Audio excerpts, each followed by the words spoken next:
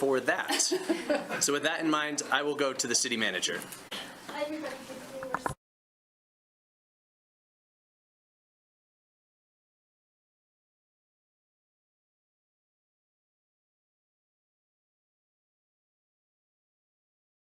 All right. So I'm going to do my best to half talk into this so it gets on Zoom, and then also talk to you guys. So we have a few accommodations here. As a new chief, I really wanted to take this opportunity. I think technically I probably hijacked the meeting from the mayor and the city manager, but I really wanted to take this opportunity to recognize some of the phenomenal work that the men and women of our police department are doing, and also my partners. So the first one is going to be Officer Ethan Greenwald. You know, he's here somewhere. Come on down. Yep, come on down, Ethan. Come on up here. All right. Come on over here, right here, front and center. Right in the middle? Yeah, I'm going to go ahead and I'm going to talk, and you just spin so everybody can take pictures of you. All right, here we go.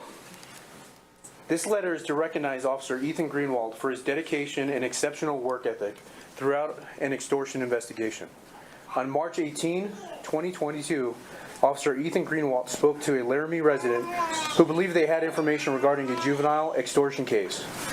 During his investigation, Officer Greenwald determined the initial juvenile and several other victims were being extorted for sexually explicit photographs.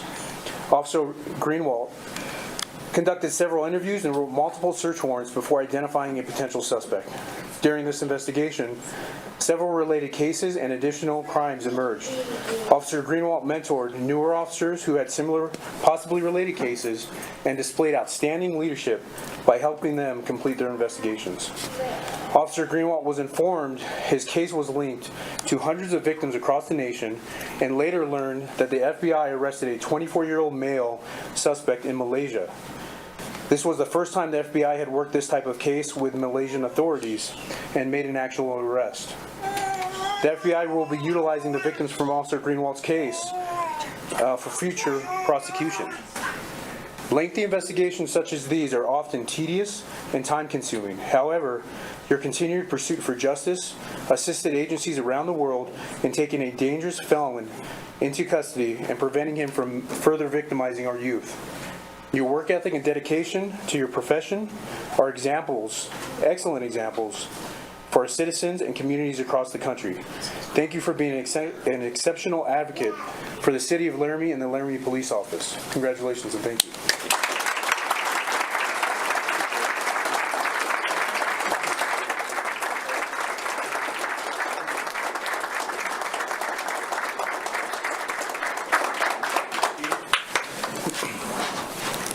All right, Sergeant Moore, come on up here. And who else? Deputy Gladney.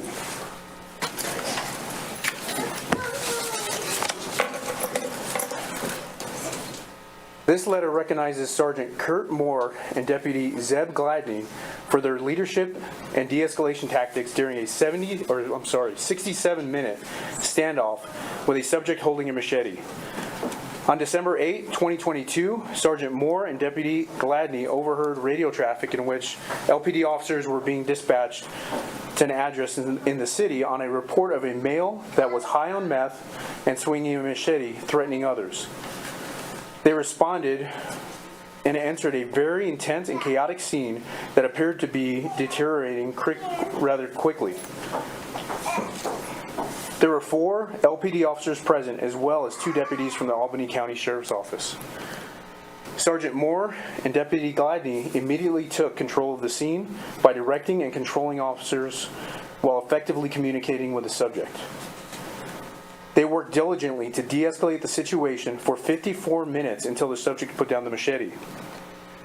They then continued to communicate with the subject using further de-escalation tactics for an additional 13 minutes after the subject dropped the machete.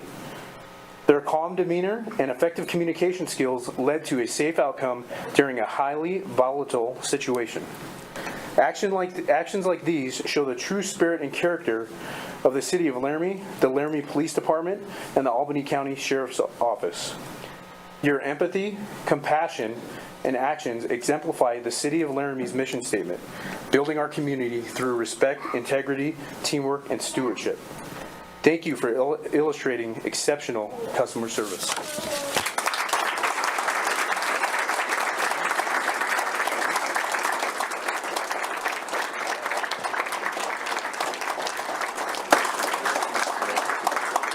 Sure. Yeah. 1, 2, 3. I do a couple, please.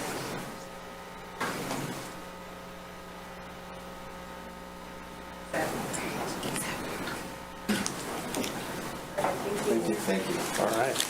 Kurt, you might as well just grab a chair up there. We got a couple more.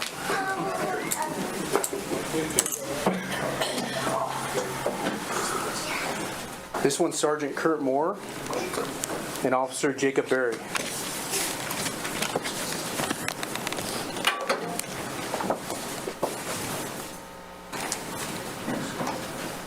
There it is.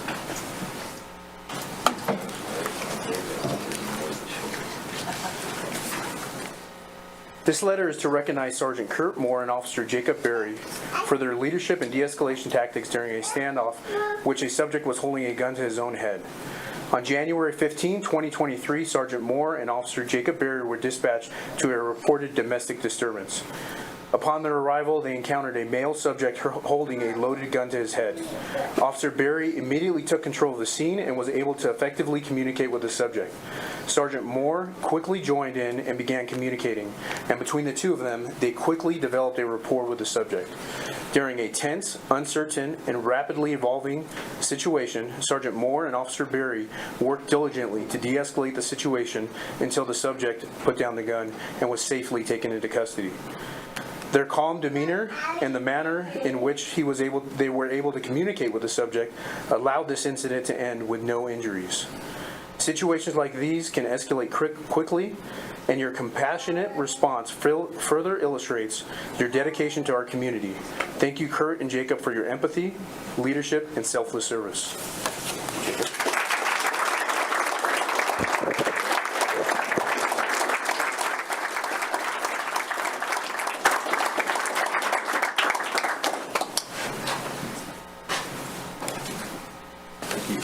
Kurt, I got another one for you.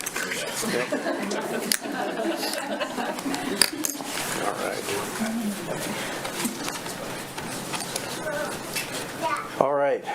Dispatcher Stacy Gonzalez, Officer Hanson, Philbrick, Acevedo, Glick, and Sergeant Moore. Okay. Yep.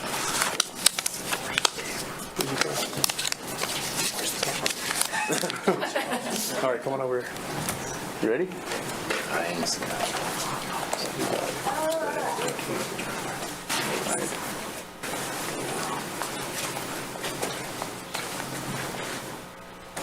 All right, this letter is to recognize everyone standing here for their selfless service and generosity.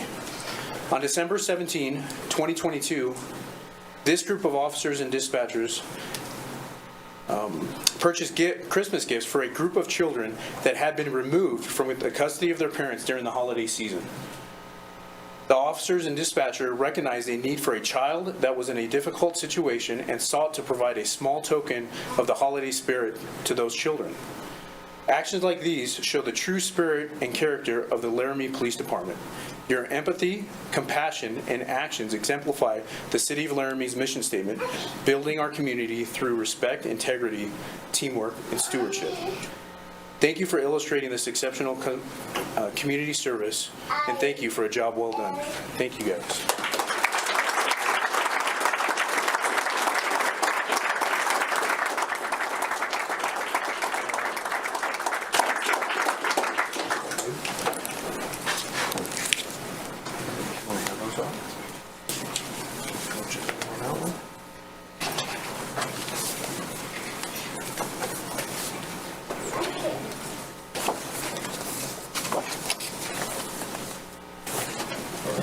You want to pick Everybody? All right. It's like a little league picture. I'm taking knee. Come on, make it work. Turn it this way. Just make sure you smile.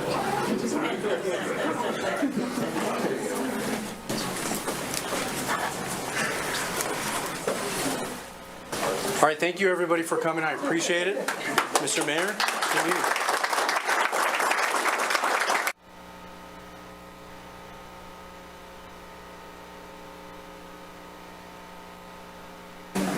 It's hard to top that. Yeah, I don't know what to say. Yeah, that's right. Nothing to be said. That was an inspiring.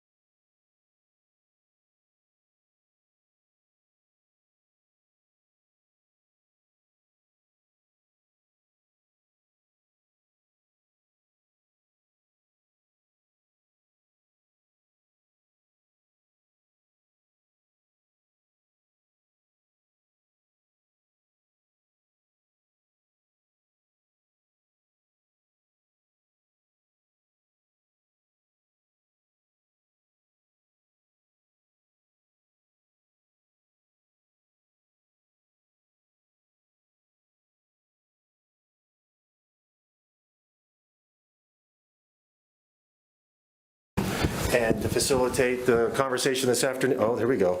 Yeah, I knew he was going to, eventually he was going to pop in and say, dude, you got to turn, we can't hear you. And I wonder if I put this here, I'm sure he'll come back in and tell me if that's not sufficient. What was I saying? Something. Since 2008. Yeah, so I've been doing this for a while. So today we're going to spend some time together this evening, and again tomorrow for this council retreat. And so grateful for the opportunity to come down here and spend some time with you. Hopefully, what I have to share and what we go through and review together will be worthwhile. What will be helpful for me, which may not be for you, since you live and work with each other all the time, but it'd be nice to go through and do some introductions. I've seen your names on papers, I've printed your names, I've got sheets for everybody, I think, for your colors, but again, to help me now start connecting names with faces and positions, so I get a sense of what you do for the city and your role, and it kind of helps me understand the dynamics of the room as we go through the training this afternoon. Does that sound good with everybody? We'll do introductions around the side, and so what I'm interested in is your name, your position, whether it's elected or you're an employee or appointed, and how long you've been with the city. So name, how long you've been here, what you do, I think would be most helpful. Does anybody want to know anything else about each other as we do that? All right, it's going to be one of those. let's just stick with that. We'll stick with that, and then. I'm going to put it on there. My animal personality. Nobody else will do it. I said name on one side, animal likeness on the other. Brian's like, I'm not doing that.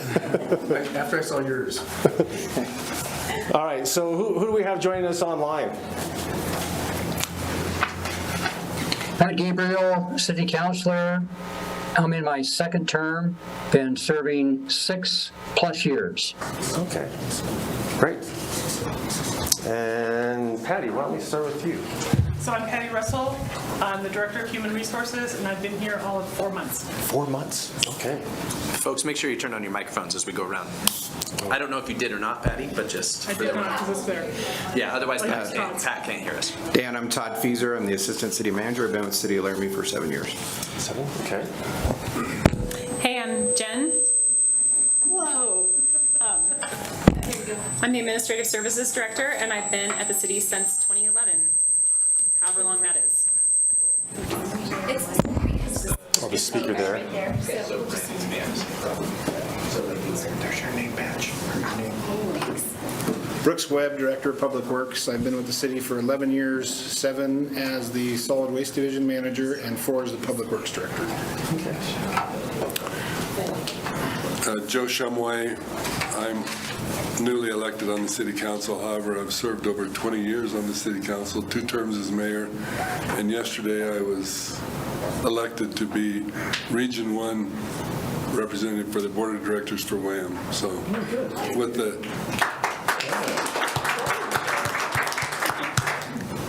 anyway, that's enough. So, just real quick, so you served 2 terms before, took a hiatus and you're back, or has this been continuous? 5 terms. 5. Okay. And then I had to step aside because our city attorney said when you move out of one ward into another in a new house, you have to stay out for a year at least. So I did, got a new home out of it. But anyway, not from the city. Yeah. But anyway, it's good to be back. Yeah, great. Yeah, Joe and I used to be neighbors, but not anymore.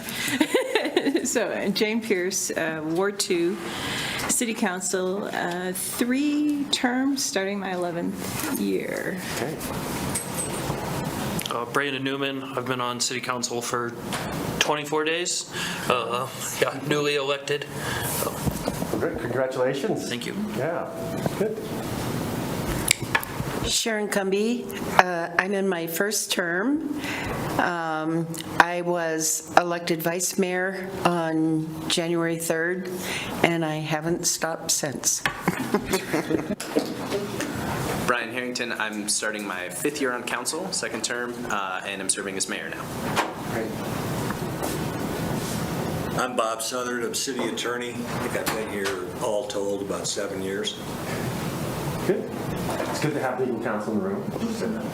I'm Erin O'Doherty. I'm on City Council Ward 3, and I'm starting my 2nd term. So 1 term, 4 years plus 24 days. Before we get too far. Yep. Thank you, Andy. Thank you. Nancy Bartholomew, city clerk. I've been with the city for 6 years. I'm Andy Somerville. I'm on term 2.5, something like that. There's a partial in there. Served 1 term as mayor. I'm Dan Johnson, fire chief, in the city for 34 years. 34 years, wow. Okay. So you know where all the bodies are buried then?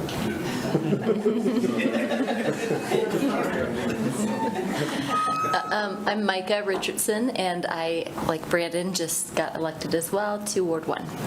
Okay. I'm Malia Brown. I'm the Chief Operating Officer. I've been here 22 years. 22 years, wow. Okay. I'm Janine Jordan. I'm the city manager. This is my 20th year working with the organization, and I think I have been in this position for like 11 years. 11. How many? I think 11. Oh, it's longer than 11. It's longer than 11. Yeah. Sorry. Is it? It's 4. I'm not that old. I'm in denial. It's okay, we started really young. Right. We started really young. Yeah, we started young. I'm Brian Brown, Chief of Police, and I've been here for 3 months. 3 months? Yeah. Okay. Well, great. Well, it seems like we've got a mix of experience and backgrounds and focus, I think, in the room, which will be helpful. And I guess a little bit more about me. As I mentioned, I've been doing this since 2008, and I don't know how many years that is. Math, not my thing. Before that, I was elected as a mayor in a council mayor form of government, so I was the chief executive of this small town in Montana. And I was also serving as the county extension agent at the same time, which created a very interesting blend of education and policy making. And it got me involved in community work and community leadership and community development, which then I was kind of recruited out of the field as an extension agent and moved to campus to run a leadership program that was statewide. And we worked with 34 small communities of less than 5,000 in population and a poverty rate of greater than 10%. And the intent of this program was to build the leadership capacity of these smaller communities to address issues of poverty. And we did that through leadership development. So that spun out into this position I'm in now. And so, as far as the federal government's concerned, you're a rural community. But as far as Wyoming's concerned, you're a metro. You're the big city, aren't you? You and Cheyenne. Who else is any? Casper. So the 3 of you are like, yeah. So, but with the rest of the world, we're still flyover states. Anyway, it's where the good stuff happens. I'm happy to be here, and I think, and I want to say thank you, everyone, for taking the time to go through the Real Colors assessment, and I think it'll save us some time. Rather than having booklets and having us all do that here in the room, you're able to do it online ahead of time, and then we can talk about it as we get to that part of the presentation. So one of the things I like to talk about, and we'll be talking and dealing more with this tomorrow, is how do we govern? I think the way the whole system is set up, if you think about we have people in our community that are elected from all different parts of geographically, and there's no guarantee you're coming with any sort of, don't mean that to be disparaging here, but what were the qualifications you needed to have in order to get the office that you're in? You're alive, you can sign your name, you're over 18. No felonies. No felonies, okay, you got a felony check on that. And then you've got to live in the district for a certain amount of time, a year. Yeah, so there's not a high bar. And I think we've designed that intentionally. Right? We want citizens of our community, we'll talk more about this tomorrow, but we want that closeness, that bringing people together from disparate backgrounds and experiences to have these conversations about how do we govern our communities. And when you bring people like this together, as a city council and staff, we want to make sure that we're all aligned around a common vision, common purpose, common intent. And then how do we work and operate within that common intent, that commonality? I would imagine in Wyoming, like in Montana, that your laws are written with the purpose of people that are elected are going to be good actors and want to do well in that position. Does that sound? They're not anticipating people that are elected that want to tear the place apart, to not have good intentions, right? So it's the assumption is that people are going to have a good intention. And so I think as we start our conversations with that, understand that we're all here with good intentions, but what we're bringing with us is different perspectives. And so how do we understand these different perspectives? How do we understand where people are coming from? And I think the better we understand people's intentions, what they value, what is important to them, we can communicate better and more effectively. And we can reduce the friction and the tension that might be created in those interpersonal relationships, which allows you then to function as an organization more effectively and as a council and as a governing body more effectively. So that's, I think, the kind of the lead-in or the premise as to why I'm here, is or why I was invited to go through this Real Colors training with you. And so that's, I think, where we'll start. I've got my clicker here. I've got a slug of slides. Oh, we'll see how, and this is always the problem when you get me and a clicker and a PowerPoint presentation. You get to see my vacation photos now, so that'll be fun. We even got closed captioning. That's so cool. Yeah, all right. So, have I turned on here? There we go. So yeah, a little bit about me there. I'm the center director, former mayor. The things I like to do when I'm not doing this. Now this is what I'm passionate about. As you'll notice, I'll flail my arms around. I might be a bit much. By tomorrow at 4, you're like, oh dude, I'm so overdone. Can you leave? Can you get out of here fast enough? So I like to do a lot of things, play hard on the outside of this work that I do with local government. And so I'm a cyclist, I'm an alpinist, I climb big mountains and climb ice and do silly things like that. I don't know if that's of an interest to anybody here. Mine? Is it not routine? I don't know. I may not have it. Is that you? So here's, here I got the lights now. Let's see if that works. So here's a little bit of me, ice climbing, climbing big mountains. This is Mount Rainier. Anyone here like mountaineer type, climb mountains or anything? Kind of prairie folks, aren't you? Flatlanders. Fantasy that I have. What's that? It's a fantasy. It's a fantasy. Well, this was a trip to Mount Rainier, so I'm going to draw upon some of my experiences that I've had in the mountains and try to tie it to some of the work that we're going to do here. But this was a chance I had to guide these two yahoos up to the top of Mount Rainier a few years back. Oof, there's a bunch of slides. So those went quick, but that's Chulu West. That's a mountain I climbed in the Himalayas a few years back. Went over there to give a presentation in India at a conference, and I thought, well, since I'm here, so I went and climbed this big mountain peak. I wonder what we're doing here. There's my Sherpa guide. Come to realize he didn't know how to climb the mountain any more than I did. So we kind of stumble-bummed our way up to the top and got down without losing any fingers or toes. So yeah, Yellowstone Park, I like to get up real early, drive down there and run through the park when I get a chance. There was one I did in the fall. Pretty spectacular. All right, so I wonder if I'm clicking, I'm going to just go through like 6 slides at a time. There we go. So let's... I wonder if we open the door. Did you open that? I wonder if that would help. Maybe that might. See, if not, I'll sit there and click. Let's see. It's kind of dead right now. So see if you can just. So this article here from the Washington Post. Sorry. it was funny, as I was driving to the airport early this morning, NPR had a little piece dealing with this issue. And I don't know why NPR is now, since August when this all came out, they're now talking about it in January. But this article came out in the Washington Post about worker engagement and how things have changed over the last several years. And what are some strategies and suggestions that we can think about as an organization, as employers or supervisors, as people that are making policy. I think the people in this room here really are going to set the tone for this place as a place of employment and a place that provides services to the community. But here they said that the worker productivity grew 4.3% the first quarter, which was the highest in years according to the Labor Department. So this is August 18th, 2021. Now, click the next slide.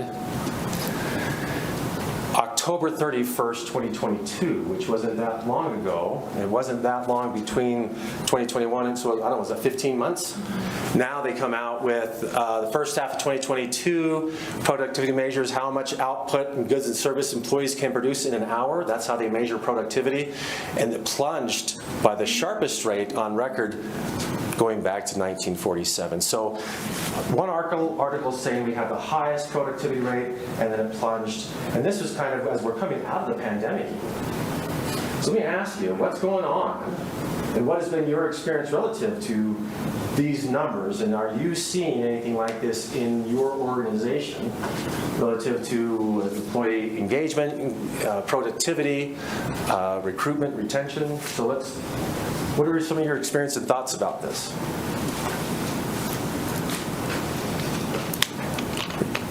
I'll pipe up.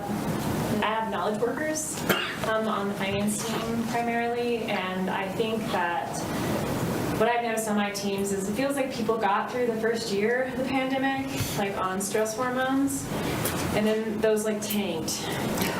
And then their productivity went like way down. And managing people is very different these days. Yeah. And what they need is very different. And I don't think that has to be bad. But it's a longer game than I'm used to. That's just my experience. The change happened quickly. Yes. But managing out of that change is going to be... Is long. Yeah. Yeah. Yeah, good insight. You were thinking of saying something, Mayor?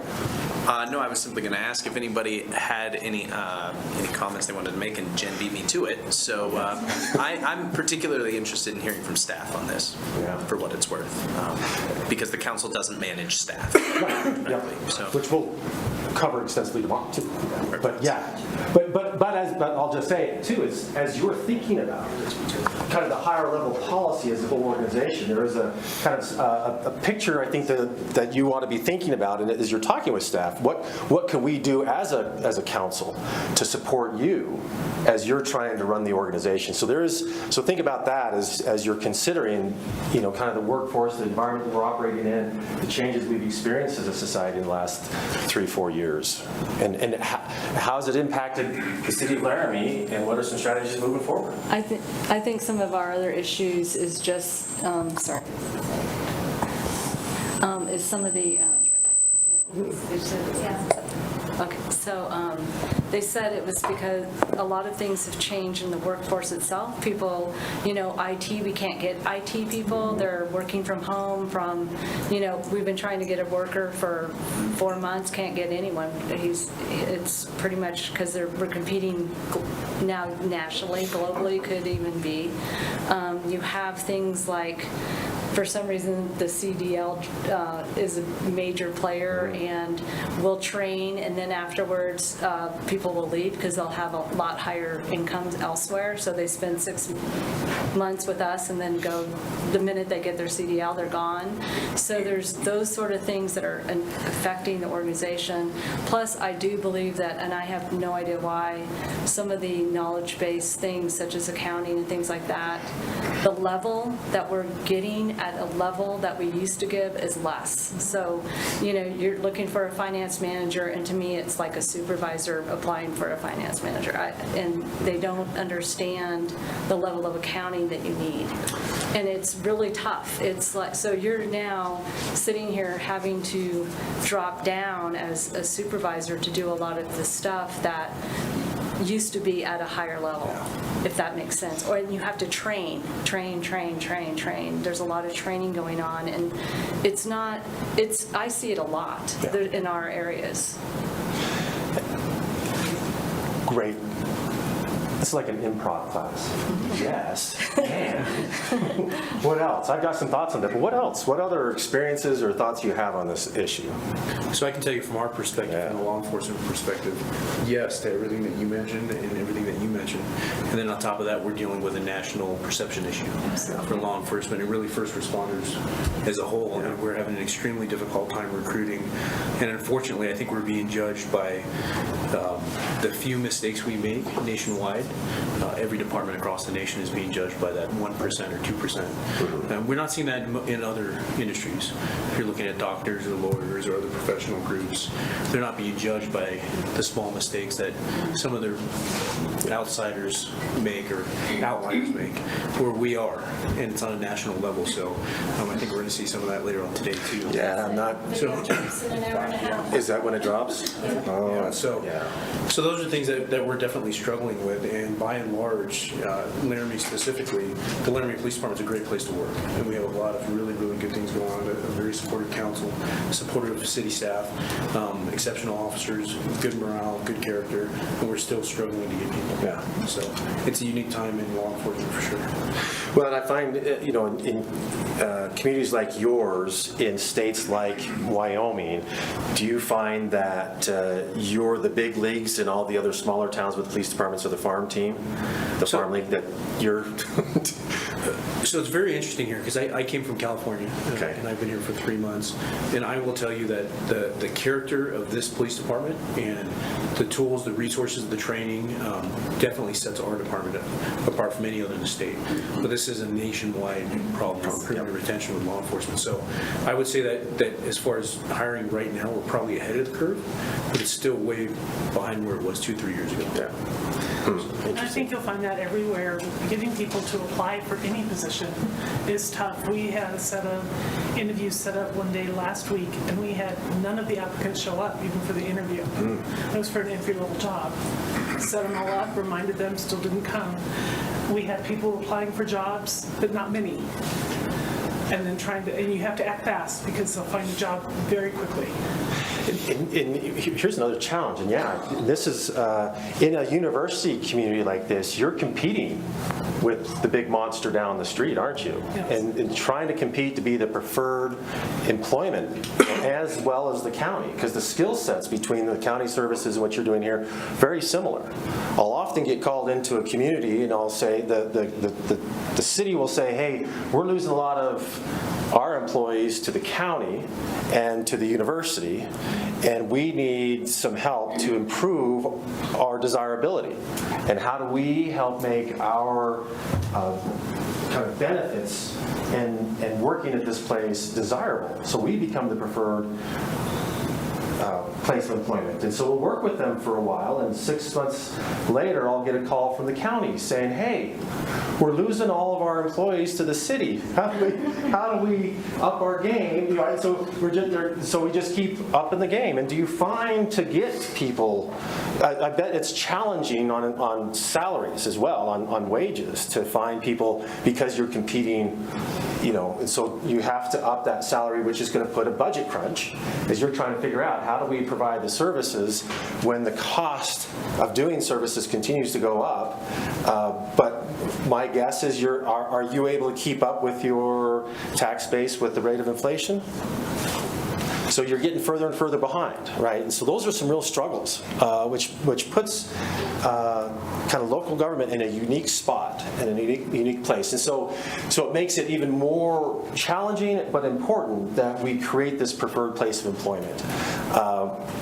It is not uncommon when I'll do introductions. I did this in one of our metro counties, and I didn't ask for it, but when we did the introductions, how long you been here and all, what do you do? And the first person gave a little bit of a pedigree. They said, I've been working here for 15 years. My parents, both of them are public servants. My father worked as this, my mother worked as that. But they talked about, and it went person by person. I was so impressed that they would discuss their lineage for public service. their commitment to public service. And they all recognize, this is a smart group of people, they all recognize they could be doing this somewhere in the private sector and get paid more. But they were here because they had a value and ethic, probably unlike the folks in this room here, that you're here knowing that you had opportunities somewhere else, but you're choosing to do the public service thing. And that commitment to public service takes you only so far. You still have to put food on the table and pay rent and those types of things. Other thoughts? Dan, can I add one? Yeah, you go right ahead. Empirical knowledge, I work with my counterparts at the university. We're all having the same problem, is that the high school and college student is no longer working at the level that they were working before. They're either not working or they're working so few hours that we've seen a decrease in it. Across all my divisions, most of my divisions, we rely on provisional help, and it's just not there. And we're seeing very little senior workforce come back, which is not a growth market that we're seeing also. For this area, just so that people are aware, we hired a facilities maintenance manager, level 1, an entry-level position. He came over from the University of Wyoming and was a supervisor over there after 3 years.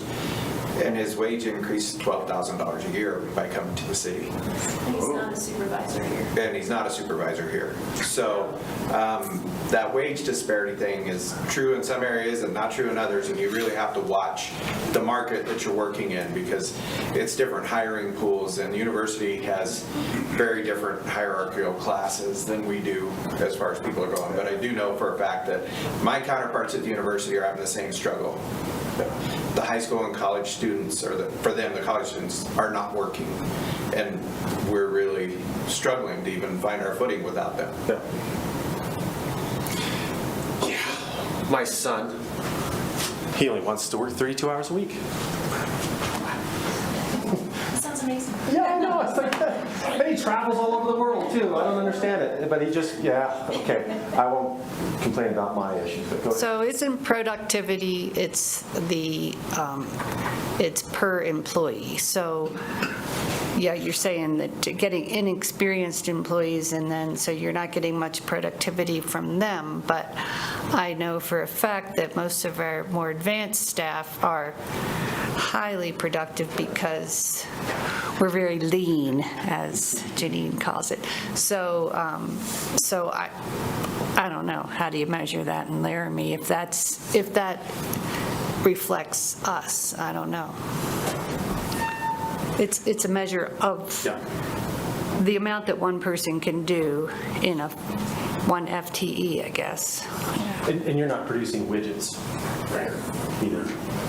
So it's a little bit different, but I think there's a kind of a sentiment that's going on. And if you think about when we kind of went into lockdown and people went remote and started working at home, which changed how they experienced their lives. And I've got another couple slides, we'll talk about this here in a second. But it changed how they looked at what they did, and they realized, wow, I kind of like hanging out with my family. I've developed some hobbies, or took up hobbies I've had, and I've been enjoying this time where I'm not chasing the promotion. I'm not traveling 3 hours, not here, but probably in California, like an hour and a half commute there and back. My life has changed, and then when the pandemic changed and we started going back to work, people are like, yeah, I'm not all in like I was before. My life has changed and my values have shifted. Right, and so those are some of the things we got to be thinking about, right? Some of those things have shifted, and how do we then rethink our approach? Yeah. I guess I just have a question as to how much flexibility there is within the city to provide, flexibility to staff or other sort of like perks that aren't necessarily monetary, but allow someone to feel like they have some ownership and flexibility over that off time. Yeah. And those are great conversations to have as you start thinking about what are the challenges we're facing and what are some strategies that we can consider and weigh, right, and see if those work within the context of the city and how the operations work. Let's go ahead. I don't know where I'm at with my slides. Where we've been yapping. Oh, a chart. Yeah, that shows productivity. Next one's fine. So this was interesting. So right after the pandemic, can you imagine that they put put software out there with all these remote workers. We want to make sure you're working, right? I can't see you. I can't walk up and down the bank of cubicles to see if you're in there working, which, nothing to say that they were productive then either. So yeah, that's a real challenge if we're, that's where anytime this type of activity happens where we want to track your behavior. That's tracking like mouse clicks? Yes. Oh. Yeah, and so now they've got little programs that makes your mouse jiggle all the time, so it makes it look like you're working. So the workers are figuring out workarounds. Yeah. So, so go ahead. What's the next slide say? Yeah, the only way a business is successful and productive if the employees feel that a sense of empowerment, that sense of energy and connection for the company's mission, and are doing meaningful work. And I think those are some of the keys that you can think about is are we providing that? The research is showing in the surveys and things, this is what really gets people connected and engaged at work, is do I feel like I have a voice? Are my values and the organization's values aligned?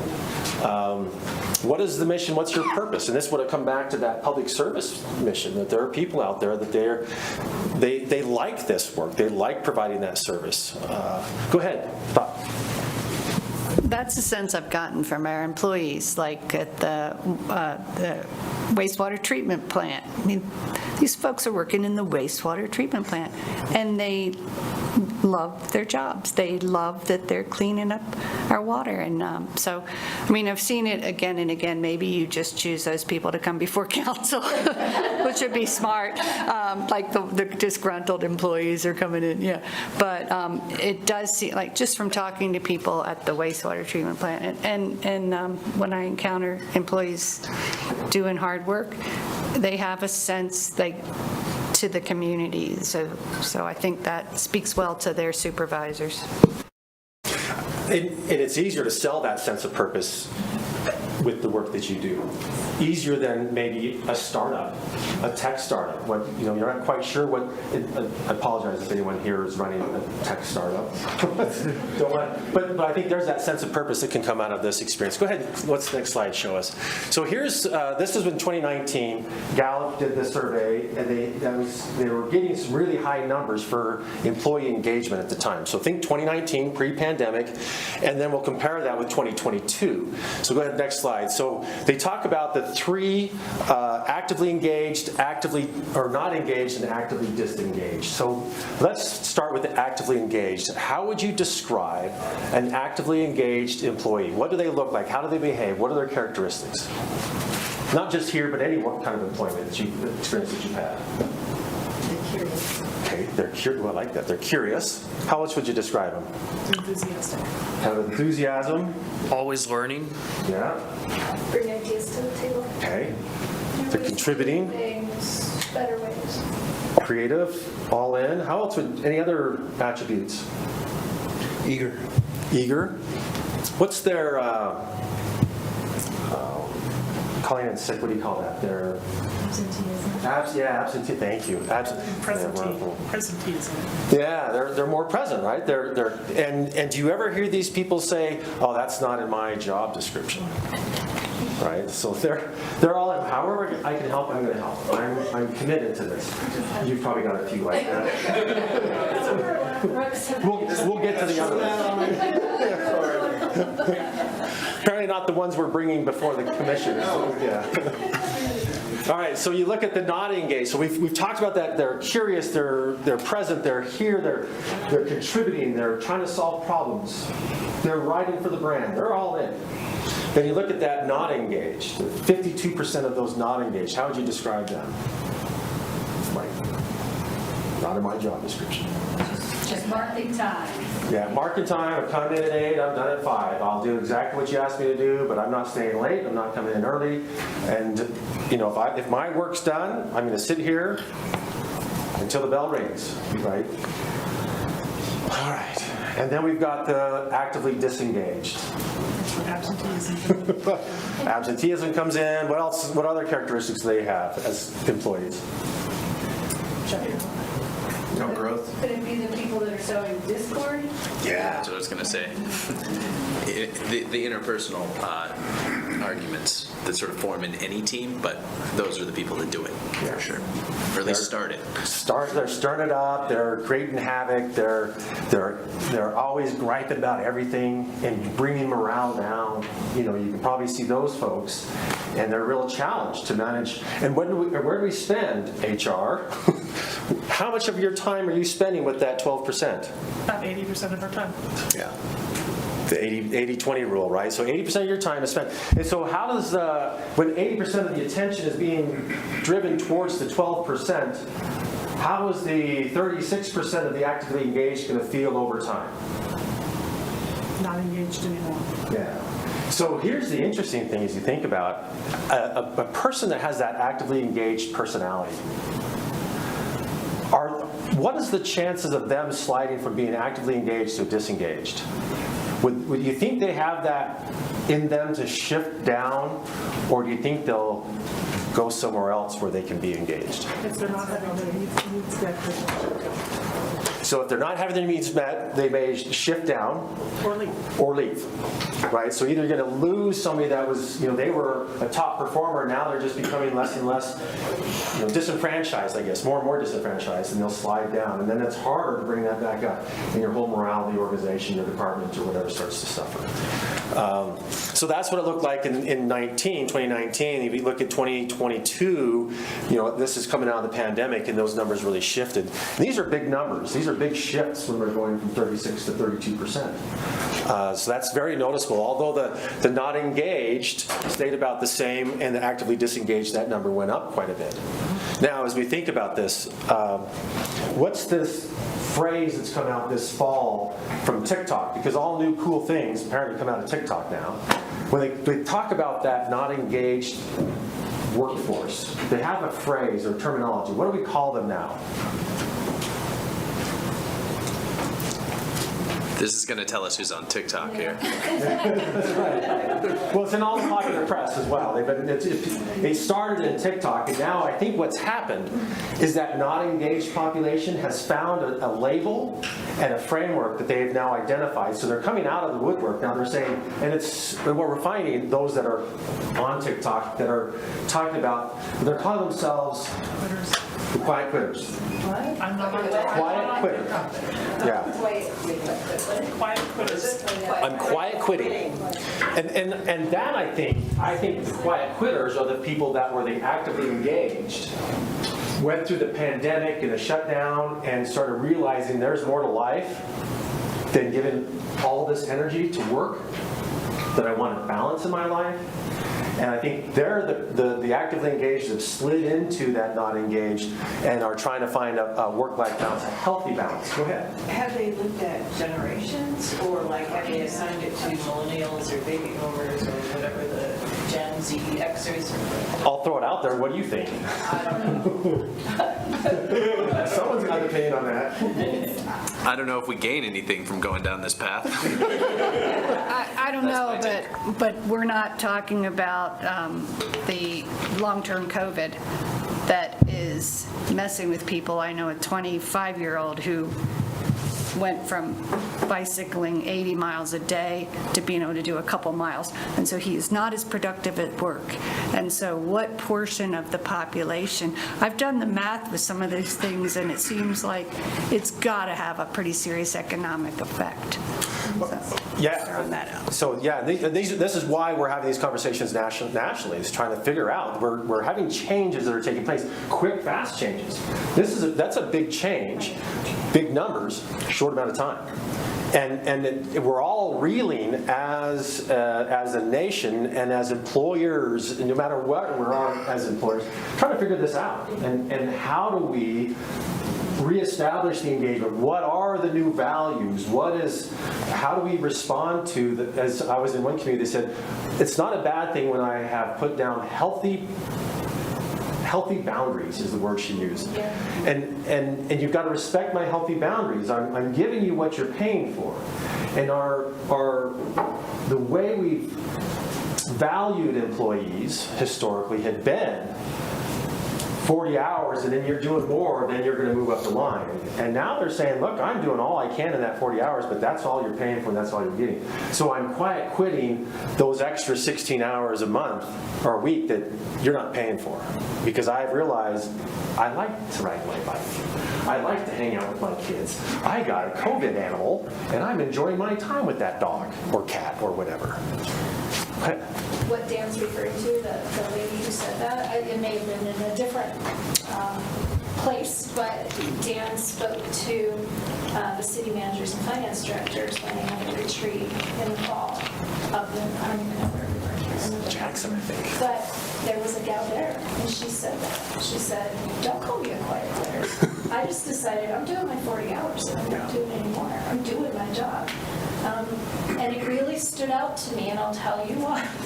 Because I believe this organization has historically been very fortunate to have not just staff, but elected officials as well, who really ascribe to that ethic in public service, who were deeply invested in Laramie and making this a great place, and were the people who went above and beyond. That's what we would call it, right? Oh, we're looking to groom leaders in the organization who go above and beyond. Well, what does that really mean? You know? And when I heard that lady say that, and it was just really profound. She was totally right. She's like, I'm doing my job. Yeah. But if we've always relied on the people who go above and beyond, I don't know what's going to happen. You know? Because we've had great staff that way. And I think some of the folks on our management team who've been here longer than me would probably agree with me in that regard. So if people start to draw that hard, fast line, it worries me, frankly. For the productivity of our organization, we can certainly maintain that, but we need resources, right? We need more money to hire people, to make up the difference for the folks who aren't always going above and beyond. And as you well know, that's always an issue for Laramie. So it really hit me when she said that. And I thought, she's totally right. She's absolutely right to draw that line. Go ahead. Yesterday at Wyoming, we had a presentation from a person that was, I think, chief of the boat. And his comment was, he was on a submarine. And this submarine already was ranked the very lowest of all the fleet. Of all the submarines in the United States Navy, theirs was the lowest, the morale was the worst, and everyone blamed everyone, and they said, it was all, I was told to do this, and every time I do something, I do it wrong, and everybody was just ready, they were just putting in their time, getting ready to quit. And then he said we had a new captain or whatever it is that came, and he said all of a sudden we were empowered.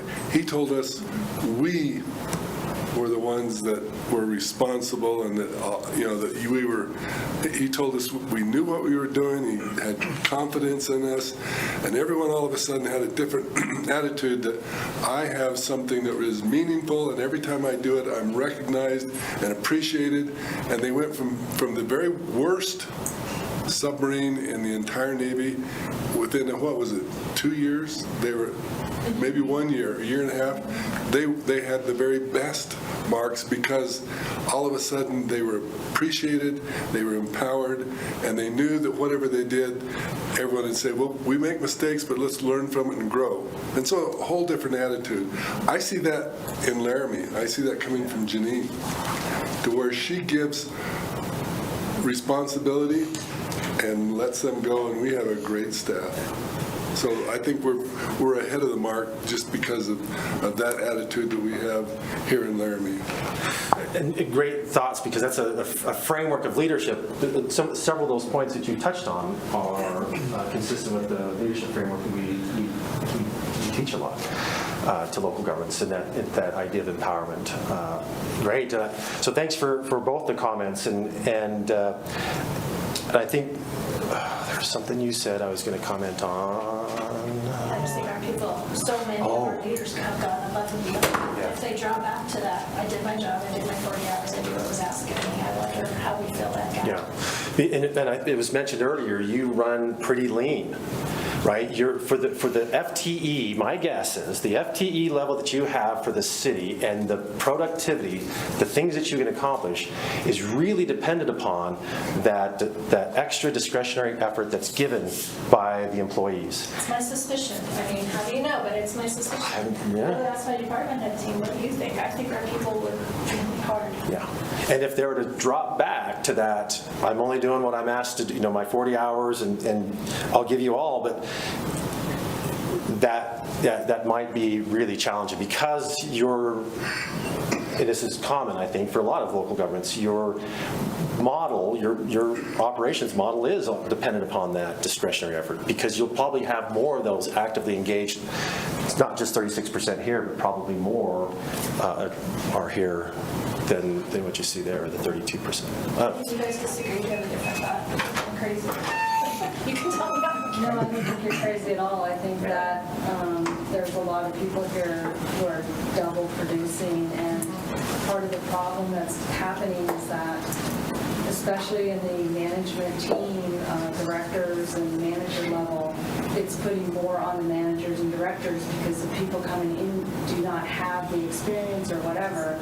And I think that more and more work is being put on that level. Yeah. That's how I feel, and I see it every day. That's true. I would agree with that too. Thoughts? Yeah, I just wanted to say sometimes maybe somebody goes to ride their bike not because they like to, but because they need to. And since the pandemic, we have put a tremendous amount of expectations on to those who were left who had to continue working. They did not have the luxury of staying in. So law enforcement, healthcare, city personnel, people who work in grocery stores, things like that, and they had a tremendous load put upon them. Then you add to that in the United States, we take less time off than any other industrial nation in the world. You can't even get people to take their vacation. And, so I think it's about developing also realistic expectations, identifying when a person is going over and above and beyond to the point that it might be dangerous and they're going to burn out. So I think that's another thing we need to think about is sometimes we want to cheer them. Great, wow, I saw that you worked until 2 a.m. and here you are back at 7 a.m. Well, maybe we shouldn't glorify that, but. Yeah, so these are the challenges, I think, is you're looking at the services you're providing, the expectation now that has been established within the community that this is the level, and how sustainable is that if the model is based on this. And this is just a theme I see within local government, and I'm just assuming that you're going to be similar to many other cities of like size that you're just killing it in a good way, right? It's a hipster cool kid phrase. You're doing a fantastic job. Expectations are high within the community. They just expect that. They expect that level. And the question is, how sustainable is it? Particularly coming off of this really weird last 3 years. Yesterday, I was working with the health department in Helen, their board, and they're doing a strategic planning. And they're coming off of their old one, right, that transition, and they were halfway through implementing their strategic plan. COVID hit. And then it's just survival, getting through the pandemic. And now they're thinking about the next 3 years. And they're like, we've got to be thinking about how exhausted are we? That maybe this is a strategic plan, not thinking about cool, innovative things we're doing, but just how do we recover, right? How do we just get back to some sense of energy and commitment, because there's a lot of people that are still pretty exhausted from that. And in their minds, in many ways, it's not over. They're still dealing with a lot of sickness and challenge in their community. And for example, we're facing a mental health crisis in healthcare where we're beginning to see symptoms of uncontrolled complex PTSD PTSD. And so many healthcare providers are needing to be in intense therapy right now. So we've got, and of course it's being reported all the time, the amount of depression and anxiety that exists among our kids because their developmental process was interrupted. So we have a lot of issues right now to look at while we're trying to gather and move on. Well, and I don't think that it's just within the kids or with the healthcare. I think that COVID made the mental health issues more known, but they've been there for a long time. I think so. And I do believe that most adults, not just the kids, but most adults have some pretty significant mental health issues that they're just trying to deal with on their own, and they can't. They can't. And so it's become more and more prevalent that employers need to offer help, need to offer ways for employees to deal, need to give them somebody to talk to. They need to present some form of help to your employees and to the people around you to be able to be more productive or happier or more just to take care of their mental health issues. I'll piggyback on what Patty said. For the council, we met as a leadership team, was that last month? It seems like more months ago than that. But I think we all talked about where we would like to focus our management energy in 23, and we all agreed we'd like to focus on really making more robust, more apparent, more available mental health resources, and not for people who maybe have severe diagnoses, but just people who are struggling to manage life, right? Because maybe you've got 2 or 3 kids at home and you're working, and just so we all agree that we would make that our management goal for the year is to better support our employees. And I don't know who just said it, but coming out of the pandemic, I think people are burned out. Right? What you're saying, this productivity thing is really interesting, actually, because we don't make widgets, and I don't think of it in terms of productivity necessarily, right? But how do we bolster and support our people and their families so that they can we can all kind of lick our wounds, regroup, and move forward after what's been a really difficult couple of years for our staff. Fire, EMS, I mean, wow. Police, not to mention, people don't call Jen's section essential, but we got your bills as being essential. And bills don't want to be paid. Bills still need to be paid. Yeah, and I think sometimes mental health doesn't only mean going in and seeing a counselor once a week. I think to start our meeting today with that recognition and awards, that was a mental health activity. And it was uplifting for everyone in the room, and to have the families and to have those people here and to publicly say thank you. That's mental health right there.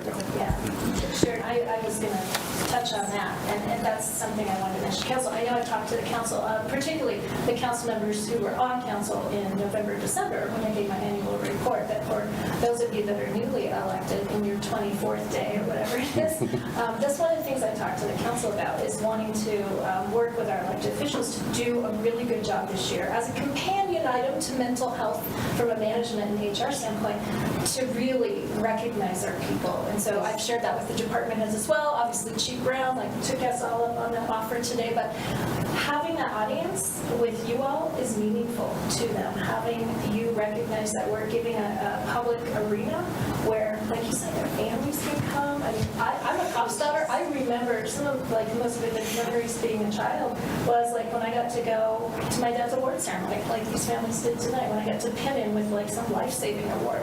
Those are big things. So I appreciate what the mayor and vice mayor told me last week, which is that the council are on board to do that and help support this effort. Thank you very much. I think it means a lot to our people. There are some who don't want to come to be on camera, of course, but I think that overall it's really good. So I thank you guys for being on board. Well, it's celebrating. Yeah. Celebrating is an important part. So great, and this will probably help with some of the discussion we'll have tomorrow, just as we think about these things and think about, my suspicion is that we're all recognizing kind of this mental health need that exists in our communities. It's having access and availability to the services. There's just not enough infrastructure in our respective states. I would imagine we're struggling. We're struggling with it in our state. We just don't have access to it. We don't have anyway. Knowing your state as I do, I can't imagine there's a whole lot of money being invested in mental health services. We have someone in the room who works in that arena and will tell you that you're probably right. Yes, Councilor Somerville? Emphatically, yes. Right, and so if we just ignore it, well, okay, I'm gonna have to stop there. But we are working on it. Yeah, and so here, but before I get to you, Joe, is or Commissioner Shumway. Counselor, sorry. The leadership in states starts here.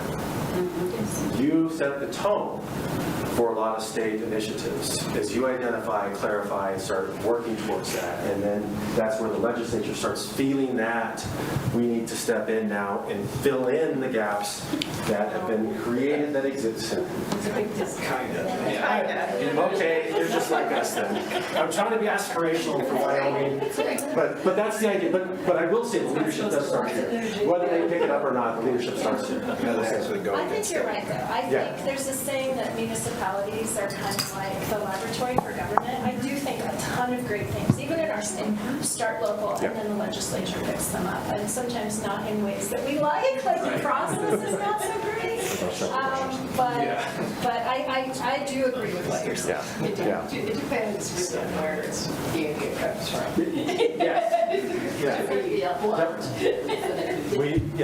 You've got those towns that it's like, well, that's a great idea. Why don't you have this community bring it up, though? Your thoughts? Well, I just wanted to say this. We learned this weekend that Wyoming has 25 to 27 billion in reserve, and so they have the ability to fund mental health. They have the ability to fund municipalities. It's just they don't have. They want to keep their pot of money. It belongs to the state, not you, not us. It's theirs. Just like a point of, I don't know, process. Usually we're on a first name basis for these sessions. Is everybody cool with that? Yes. Okay. That's good, Councilor Doherty. Except for me. And call me Dr. Counselor.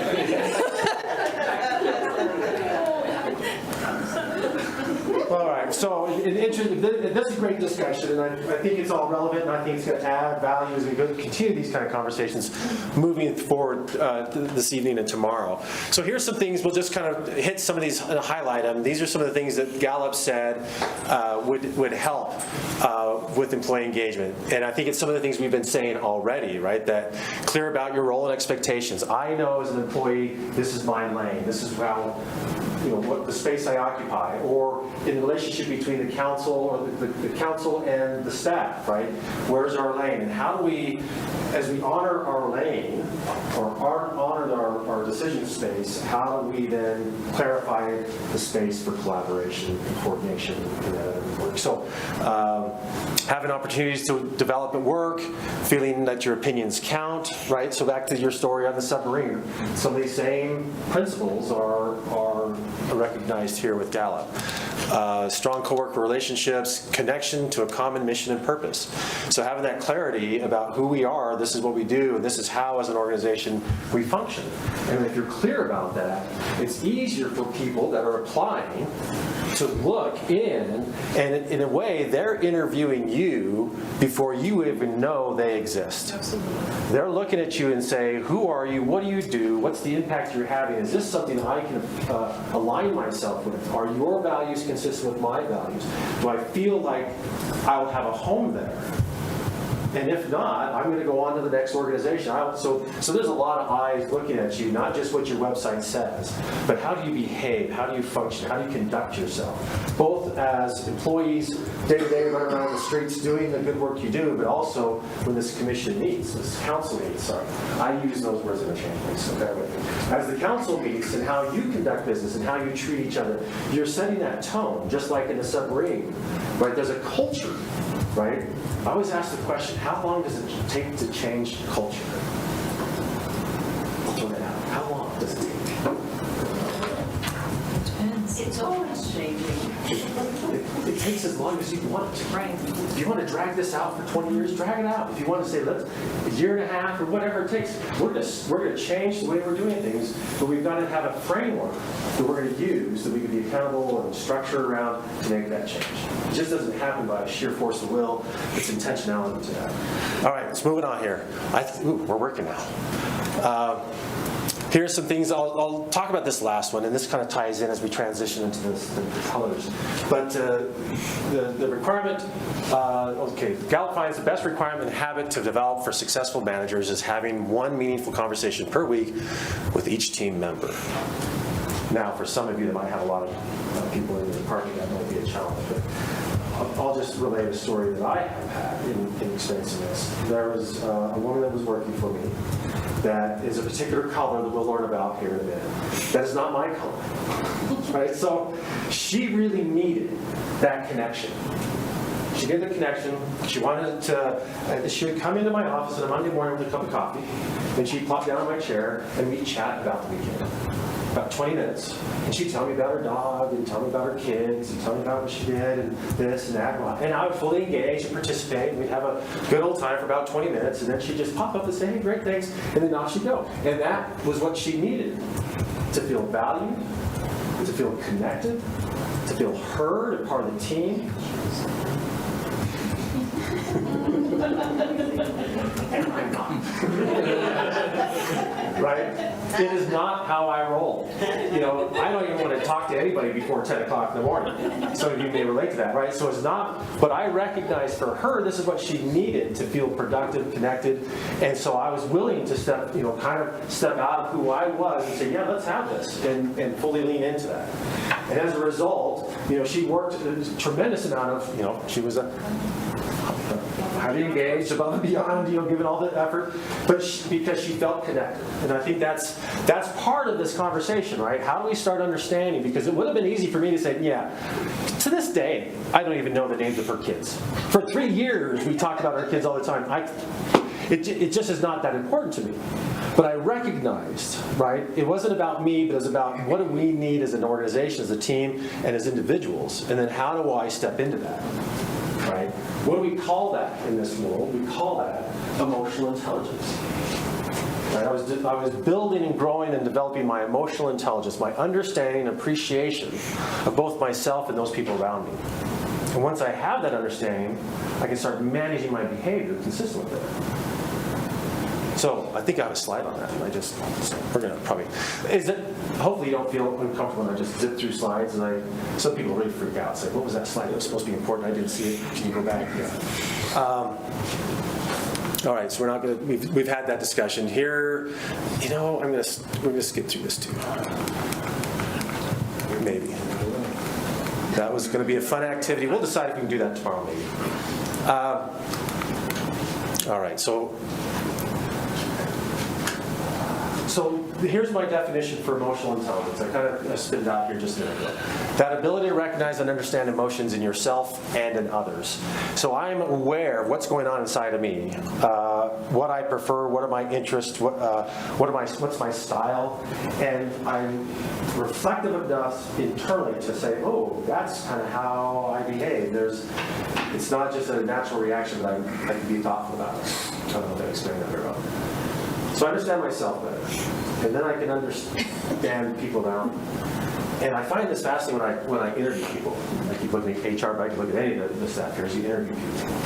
And what we in our office would recognize this particular position, the skills that they need to be really successful and enjoy their job, we're looking at a person that has characteristics of a particular color. So when we go through the interview process, not that we change the questions, but the questions that we ask, we're listening for the response, and we listen for the response that gives us an indication what their color is. for example, we can go right ahead. Clarify for any of the public that might watch this, that we're talking about this profile that's red, green, orange, and gold, and not race. Yeah. Because Oh, somebody yeah, sorry. might misinterpret that we're saying, I can't talk to people with different. Yes. Yeah. I didn't even thought about that, so thank you for your awareness. Your awareness is different than mine, so that's a great point. I've never thought about that because I haven't thought about the context. Yeah. On air. Okay, good. So when you see, feel free to jump in and say, oh yeah, for context. All right, so we're doing this colors assessment, right? And so we're using this real colors, and so that's what we're thinking about. So I'll give you an example again. Another person we were interviewing for a position, and this job that we were asking them to do was very detail oriented. It was planning a lot of conferences, overlapping in time and in sequence, competing priorities, and they had to be extremely organized in order to be effective at this job. And so you ask the question of the particular candidate, how do you manage a lot of tasks with often competing priorities, how do you manage your time? And you have your standard answer. You have a standard answer, they kind of phone it in, well, I'll make a list, I'll see what you want to do, what is the most important, I'll work on that first. They give you that kind of standard interview answer. And you ask it to the other candidate that says, oh, let me tell you what I do. I've got a spreadsheet. It's color coded. Their eyes start to sparkle. And you think, ooh, this person, both of them could do the job, but this person's going to love the job.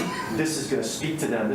They're going to give their discretionary effort because this really, it fits with them. And so you start, as you go through life, you start figuring out what is it that I'm looking for, and then how do I start meeting their needs, how do I communicate in a way that's going to touch them or connect with them. So understanding yourself, understanding others, and then managing your behavior and managing those relationships around you. So that's really the idea of emotional intelligence. So this real colors training is going to help you better understand yourself from the assessment and also better understand the people around you. So as you're engaging in debate with the council and it's easier for you to understand where people are coming from. It's like, yeah, there's a natural, I'm going to come from this place and I'm going to share my thoughts because this is how I see the world, which is different than maybe other people see. And it doesn't make it wrong. It's enriching when you understand it to not see it as a threat. And not hope that, why doesn't everybody think like me? Right? So once you understand that we all think differently and there's a rationale behind that, it allows you then to figure out where they're coming from and then start determining what is our steps forward. What are some ways we can put together a policy that's going to meet all those interests and needs? Let's see if I can. So some challenge, let's go here. So challenges. I'm all kind of excited with my little clicker here. So think about, when was the last time the council felt like they were proactive on something and that they weren't just responding or reacting to something that's going on? But Jackie said, jump out ahead. Yeah, I'd say we're a fairly proactive council. This would be my opinion. There are times, there's obviously reaction.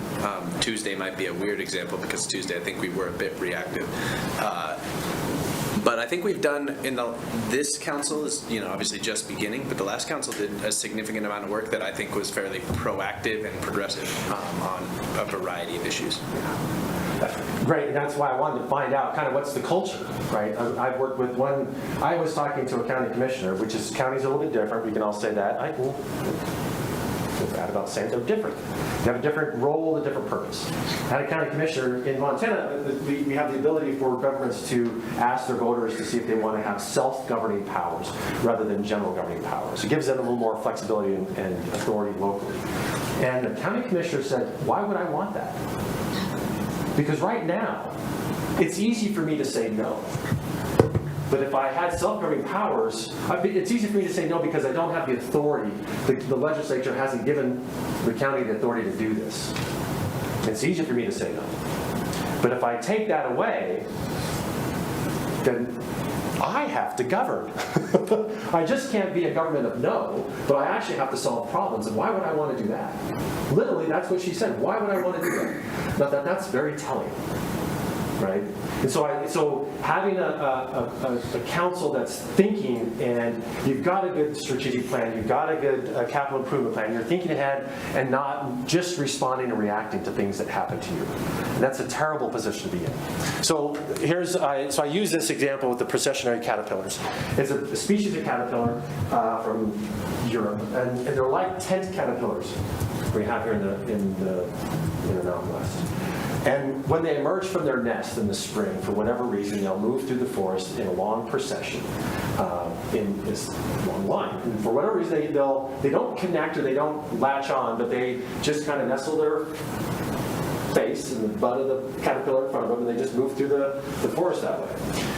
So a French naturalist was studying these caterpillars. They said, I wonder what's going to cause them. What kind of stimulus could I create that would make them want to deviate from that momentum that they're experiencing and to do something different? So he devised an experiment where he placed them on the rim of a flower pot in a continuous circle, nose to tail. And they started marching around that flower pot. And he observed them, wanting to see how long will it take them before they realize we're just going around in a circle and we're not going anywhere. And after 7 days and 7 nights of continuously walking around the rim of the flower pot, he finally put a little ramp and let them go down into the flower pot where their food source was. Right? They nearly starved to death just marching around in that circle. So what these caterpillars were following was oftentimes what we get stuck in, is we're following this instinct, habit, tradition, custom, past precedent, standard practice, right? We've always done it this way. You hear that much around? Oh, well, we'll see where. Maybe look at the people that are saying that. I don't know. But we've always done it that way for the last 34 years. Why would we want to change? And I like the story, and I like to have the conversation kind of challenge you. And we do this all the time in our organization. We're always saying, yeah, we've done it like this all the time, but is this still the best way to do it? Because usually it's because I'm not happy with it, but we will then spend the time, evaluate, study it, look at alternatives, and debate back and forth, and then we'll decide, is there a better alternative? And oftentimes we find, no, there's not. But we're doing what we've always done because we've had the conversation, and we're doing it by design rather than default. The other phrase is, we've tried that before. Yeah. You know, when you've got a new idea. No, we've tried that before. Yeah. So those two are real action stoppers. Yeah. Yep. And it's comes from the same position, isn't it? Yeah. So they just took their activity for accomplishment, right? Just because you're busy doesn't mean you're actually getting something done. So what they needed, these caterpillars, is a little bit of vision and leadership, right? So my definition of leadership is taking the initiative when there's a gap, right? So that's all they need, is just someone to say, hey, I'm tired, I'm hungry, there's dinner, I'm just going to take this step, and I'm going to do something different. And oftentimes you'll find yourself in that position as a city, that you're kind of, mental health being one. We're all kind of standing around, we all see it. It's there. Well, what's our role? How do we step into that arena and say, okay, well, maybe we'll take that up, and we'll start. We've got to do something, because we just can't stand back here and just keep looking at it and looking at it. Right? We need somebody to take the leadership role on that. And I think you're well positioned in cities to take that leadership role. All right, we'll get through. Well, where are we on time? 5:30. When's dinner time? It's here. Okay. Look at all this cool stuff we won't talk about. While you're sorting that out, can I just maybe ask? So we've strayed a little bit from the agenda. Maybe this will be in my personality color later. I'm not sure where we're at in the agenda, so I just want to circle, because I do think there's value in hearing from the operations team. And that was sort of... We have that to go? that was our lead off, but we... Oh, I'm sorry, I just ran into this and just ran over the top of you. Yeah, none of it... Should say time. Yeah, absolutely. I just want to make sure we don't miss it. Yeah, for sure. Thank you. And I'm not saying you went off the rails or anything. I think this is fine. We can always recover. But I did. Yeah. But we're going to find them again. Let's do this. And then we'll take the lunch break. Okay. The dinner break. Does that work? And then, because I'm at a nice breaking point too. Perfect. So let's just do whatever other stuff you need to do. Do you, Mayor, do you want to, so Betsy, the food service, do we want to get food? Yes. Plan to be working Sure. dinner tonight and working lunch in the morning? Sure. Or tomorrow? Well, I guess I would ask if the leadership team feels okay talking while we all eat, would be the question. We can take turns. Because we can obviously wait to eat, that's fine, or we can eat and you all can pause from your meals to talk at us. I think everyone's okay, like, we're talking and eating. That's how you get your 9 hours and you just work through lunch. Okay, Yeah. let's do that. Let's get food, come back and hear from you all. Okay, should we take like 5 or 10? Sure. Yeah, take a little break first too. Yes. I didn't stretch. Yeah. I haven't seen a whole thing yet, but I was like, I should. It looks bad. I felt like the last 5 days, they've just been pumping the country because it's so hard. It's really weird, I can't figure out why they're not giving me any feedback.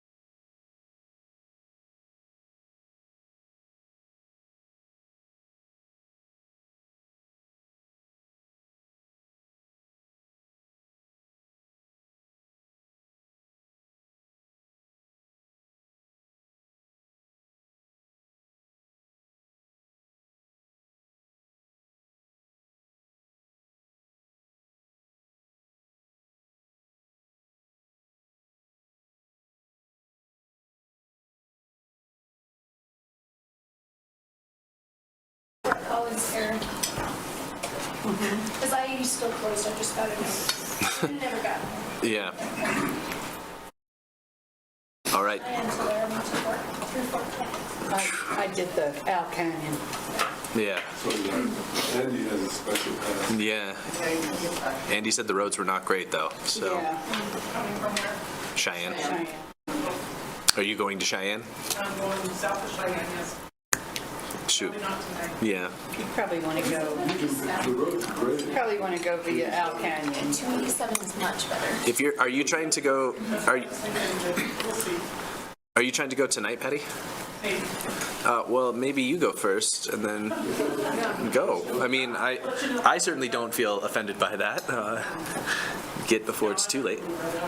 Okay. Well, offer stands. So I think we are ready to go, Janine, if you are. Okay, sounds good.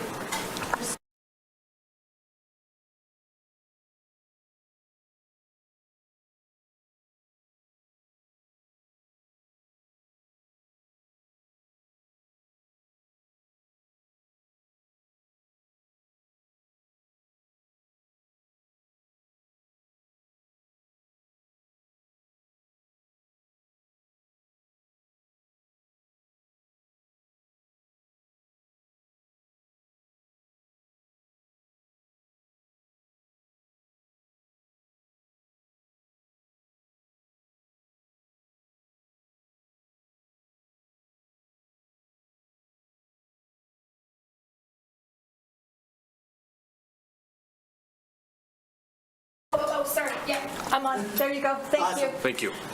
You contract with the city manager to oversee day-to-day operations, to make policy recommendations to you, and then to implement the recommendation, or the policy decisions that you make. I, as you know, do that with, through, and alongside staff. So in some cases, I'm standing up there. In other cases, we've made, for instance, a decision about what policy to recommend to you as a team or as with the respective responsible department, and then I will let the department lead that conversation, but that's stuff that we kind of work on behind the scenes at the management level. If you move to page 16, in total, one of the major responsibilities of the city manager is to oversee staff, but on page 16, you'll see kind of a quick breakdown about the responsibilities of management versus the responsibilities of the elected officials. And then on page 17 is a list of all of our major management and supervisory positions, along with the name of each individual who fills those positions. Page 18 is an organizational chart. If you're ever curious kind of how we're organized, this is slightly different than those of you who are very senior in your time on council would have recognized, say, 5 to 7 or more years ago, because we did reorganize the management team a couple times over the last decade, but most recently, what was it, Malia, probably 4 years ago now, with the addition of, first of all, deletion of some of our top management positions and the consolidation of some of those functions into Malia's position that she fills now, which is the Chief Operating Officer. So we're leaner from a supervisory and management standpoint than we would have looked on an org chart 5 years ago. Page 19 through, I think, 20 through 32 is your workforce report, and I just want to draw your attention to that as a good summary and analysis of what your entire workforce looks like. Another major function for the city manager is to be responsible for hiring, management, and termination of employment, unfortunately, when that does become an issue. Patty Russell, the HR director, works most closely with me on managing workforce, but the workforce report will show you a lot of good data about what our workforce looks like right now, including demographics, age, but also provides a historical look as to how our workforce has changed over time. And I think one of the things I think is most valuable in here is in the last few years, we've started to assess pay equity.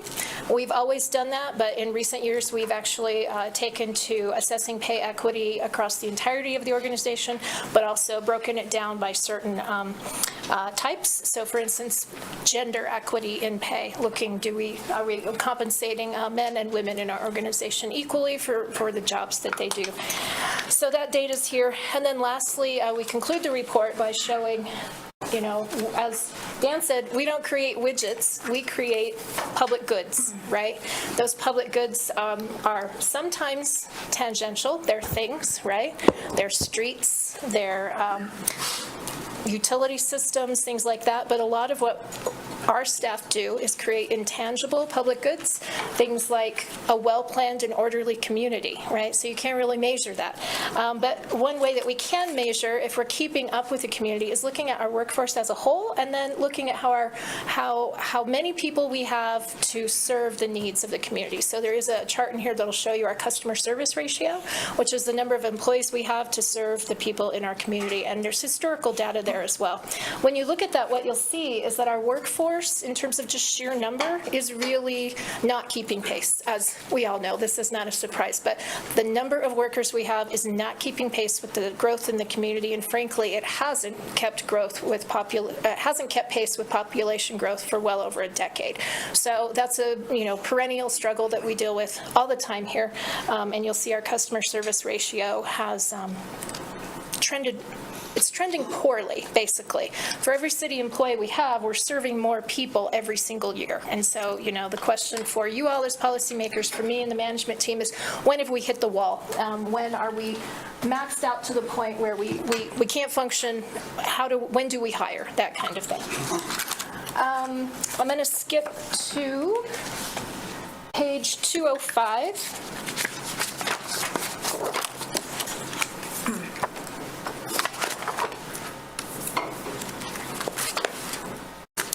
And page 205 talks specifically about the city manager's office and staff in my office. There's an organization chart that'll show you the key positions. We're a small office, as you know, but you are familiar with all the folks in our space. We have the assistant city manager, we have the chief operating officer, and then we have public safety and human resources as the other main area that I supervise directly. Chief operating officer supervises public works and a lot of our external facing operations, and the assistant city manager, I'm internal. She's got internal. I'm sorry, I just said that backwards. Yeah, Malia's doing external things, public works, engineering. Todd is doing a lot of our internal, facing interior to the organization, and regulatory functions. So like planning, oversight there, management of the building and code administration section. And then we have Darren Parkin, our natural resources administrator. He reports directly to me. And then we've got Nancy Oakland Potter, whom you know is my executive assistant. City clerk is in my office as well, and I'll let Nancy in a minute here talk about her section a little bit. But I did want to mention to you there is an org chart for the city manager's office that does a much better job of saying everything I just said backwards. But anyway, Todd will talk to you about his sections here in a minute, and Malia will as well. Nancy, do you have a mouthful of food, or are you ready to talk about your pages, which start on 215 for the functions of the city clerk? Well, I think I've met everybody, of course, and you've hopefully had enough FaceTime with me, but if not, always stop by my office. But so as you know, the city clerk's office only has two. It's the city clerk and the deputy city clerk. And we oversee council agendas. We take in agenda titles, develop the draft agenda so we can do agenda review. And then we're responsible for review of those items. We're looking for the motion, trying to make sure that the motion flows well and includes the necessary information. And then we also make sure we've gotten all the agenda items from the departments, which are all good about doing and stuff. And then we'll go ahead and put the agenda together and publish it. We're also responsible for the legal part of that. So all of our notices to the public come out of our office. And then additionally, we do liquor licensing. So all the legal notices associated with that, as well as the review of all the documents associated, sending it to Wyoming Liquor Division for review, and then also placing that on the city council agenda. So we do all of that kind of back background work. Boards and commissions are kind of under us as well. We don't liaison all of the boards and commissions, but all of the decision-making bodies have kind of been given to us to clerk. So we clerk like EAC because they've been working on the Casper Aquifer Protection Plan. We do Civil Service Commission, Board of Health, Planning Commission, and City Council. And so we're kind of in a lot of those little fields. We also have tavern meetings that are required twice a year. So we're responsible to work with our chief of police to get those put together and give those to our tavern owners twice a year. So a lot of odds and ends when we have the ad hoc community alcohol group that comes under us as well. Youth Council also falls under us. Let's see, what else? Business licensing, comes into our office as well. The rental. So the rental housing licenses have been a big thing for us in the last few months, elections. You have all filed with our office and stuff, so we take all of that in. We work with the county clerk to make sure that everybody's on the ballot and all the paperwork's been turned in and things like that. So ward boundaries, of course, we worked with the county clerk on that as well. So generally, that's kind of it. We do have subpoenas and things like that, lawsuits that come into the city clerk's office.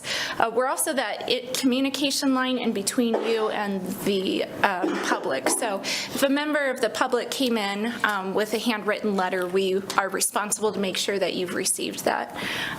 There are other statutory requirements that we have in the clerk's office, and we learn more and more about that all the time. Certifications of things that come into the office and things like that. So.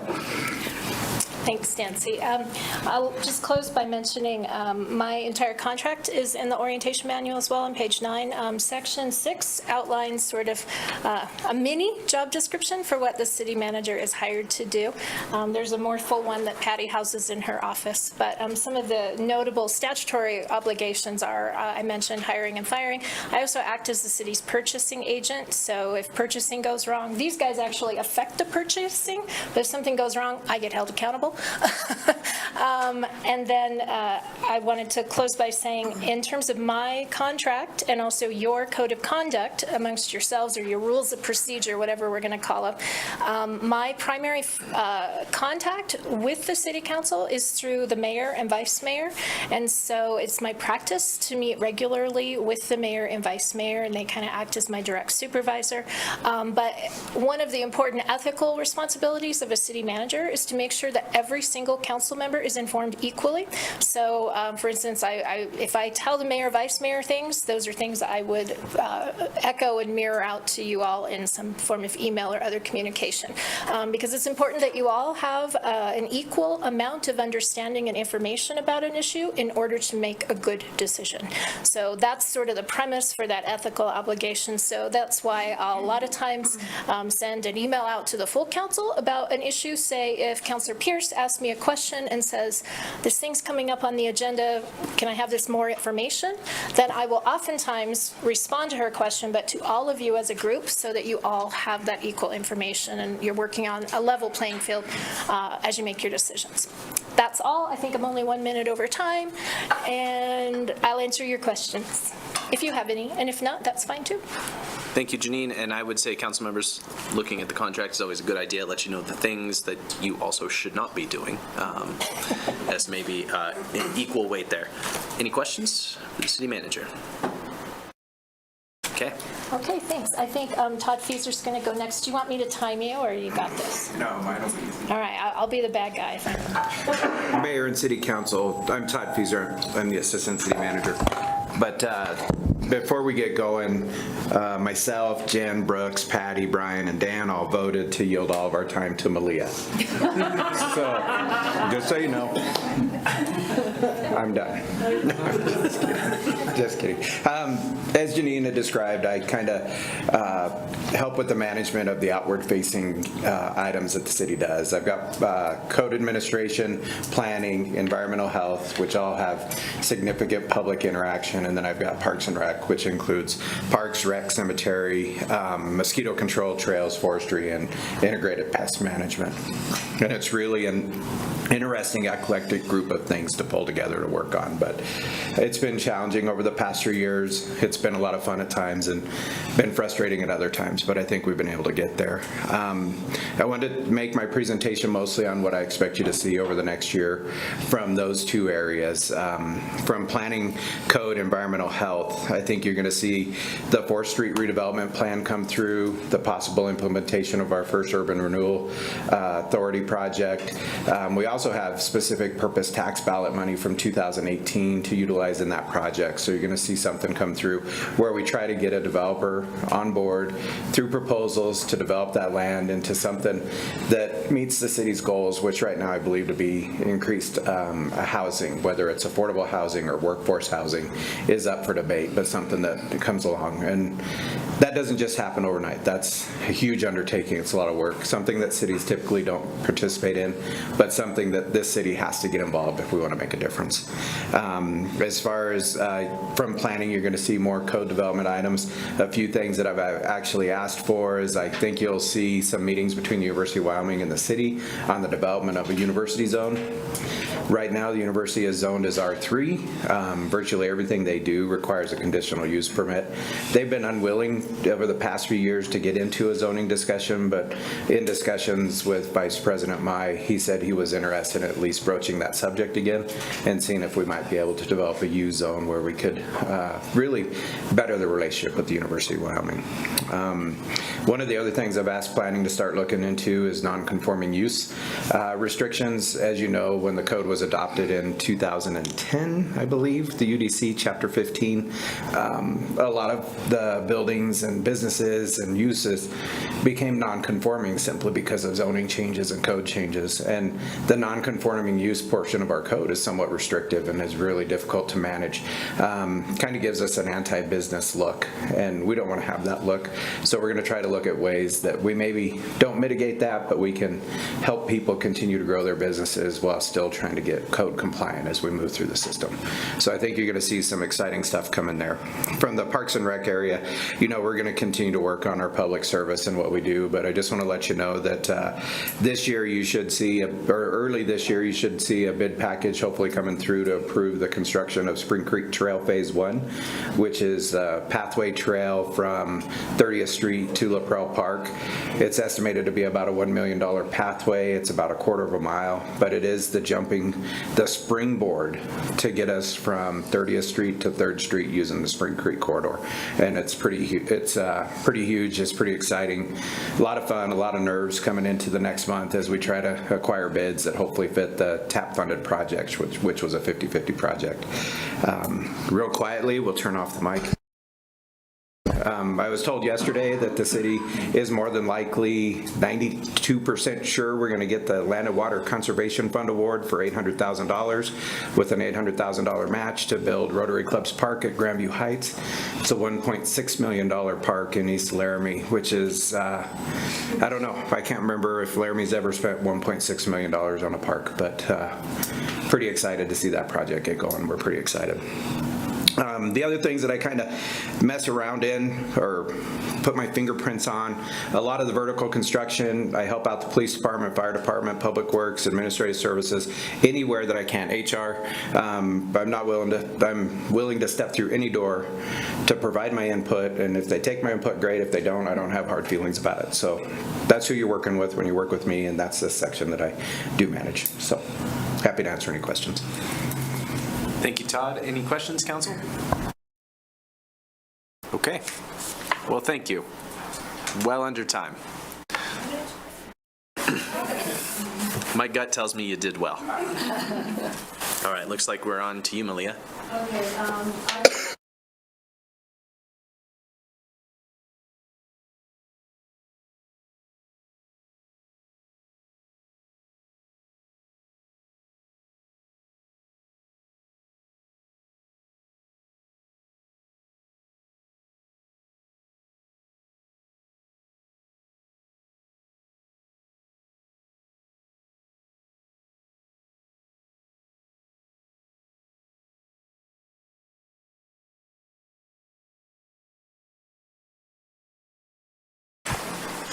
Hey, Malia, can you turn on a microphone if you don't have one on? Thank you. Sorry.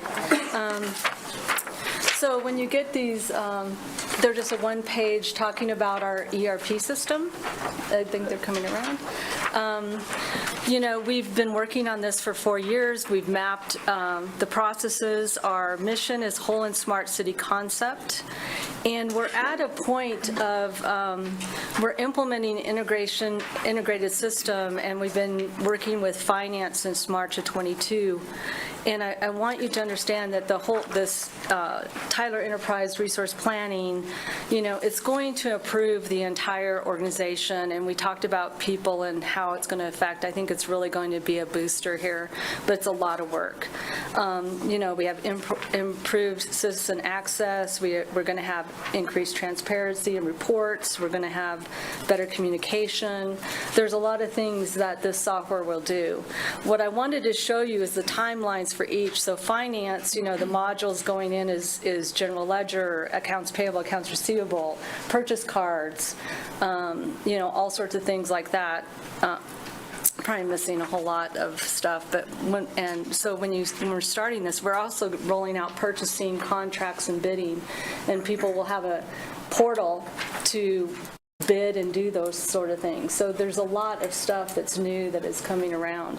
And so we started this in March 22. Our project team is Jen, myself, Todd, Brooks, and our IT, Jonathan and Sean Klein, and we've been working through this. But as you see, this is a lot of time. The implementation hours for this one, just finance, is 624, and they're saying it takes 7 hours to 1 hour of implementation and staff time. And it's not just, it may not just be one staff member. So I wanted to show you this, and also that we're crossing into other modules. We just went through and started InterGov, which we had a week of InterGov training and starting a launch on it, which is code and permitting and code enforcement and things like that, and they also will have a portal and things like that. So this, then you see us also crossing over to start with HCM, which is payroll, HR, risk management, advanced scheduling for the police and fire, so they can do a schedules and it'll hit our timekeeping system. And why I want you to understand this is that this is a lot of time for staff, and there's different staff on several of these items. Like you could cross over helping on finance, InterGov, and HCM. You could be in all three.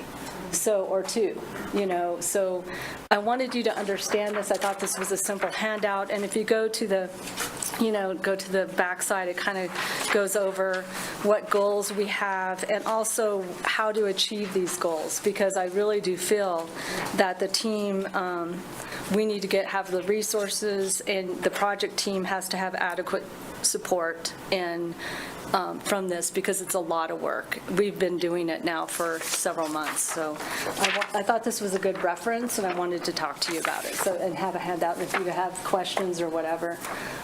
You know, I hate to say the goals. Your goals, I know, are really important, but staff time is dedicated to this, and hopefully when we get through this, I think that we'll have a lot of efficiencies. We'll have things for the public that they've never had.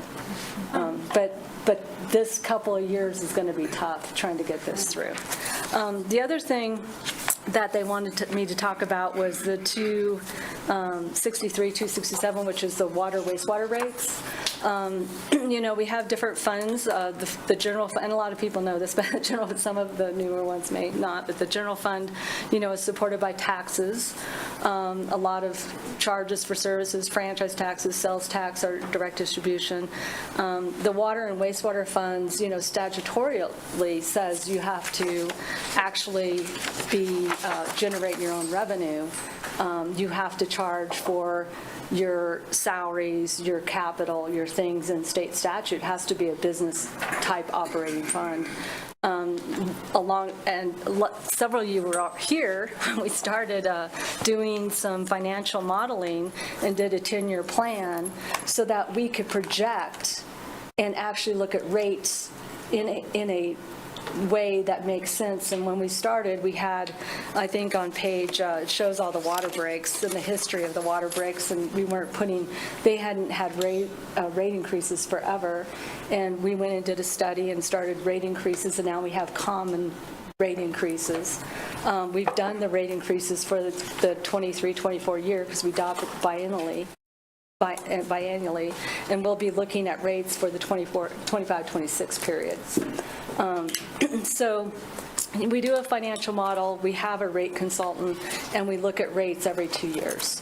And I think it's pretty steady now. I mean, so that's how the rates are driven. It's driven by a financial plan that has, capital, operating, cash, debt, everything is looked at.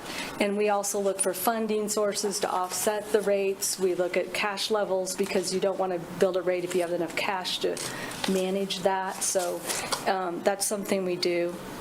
And let's see, am I missing anything? So the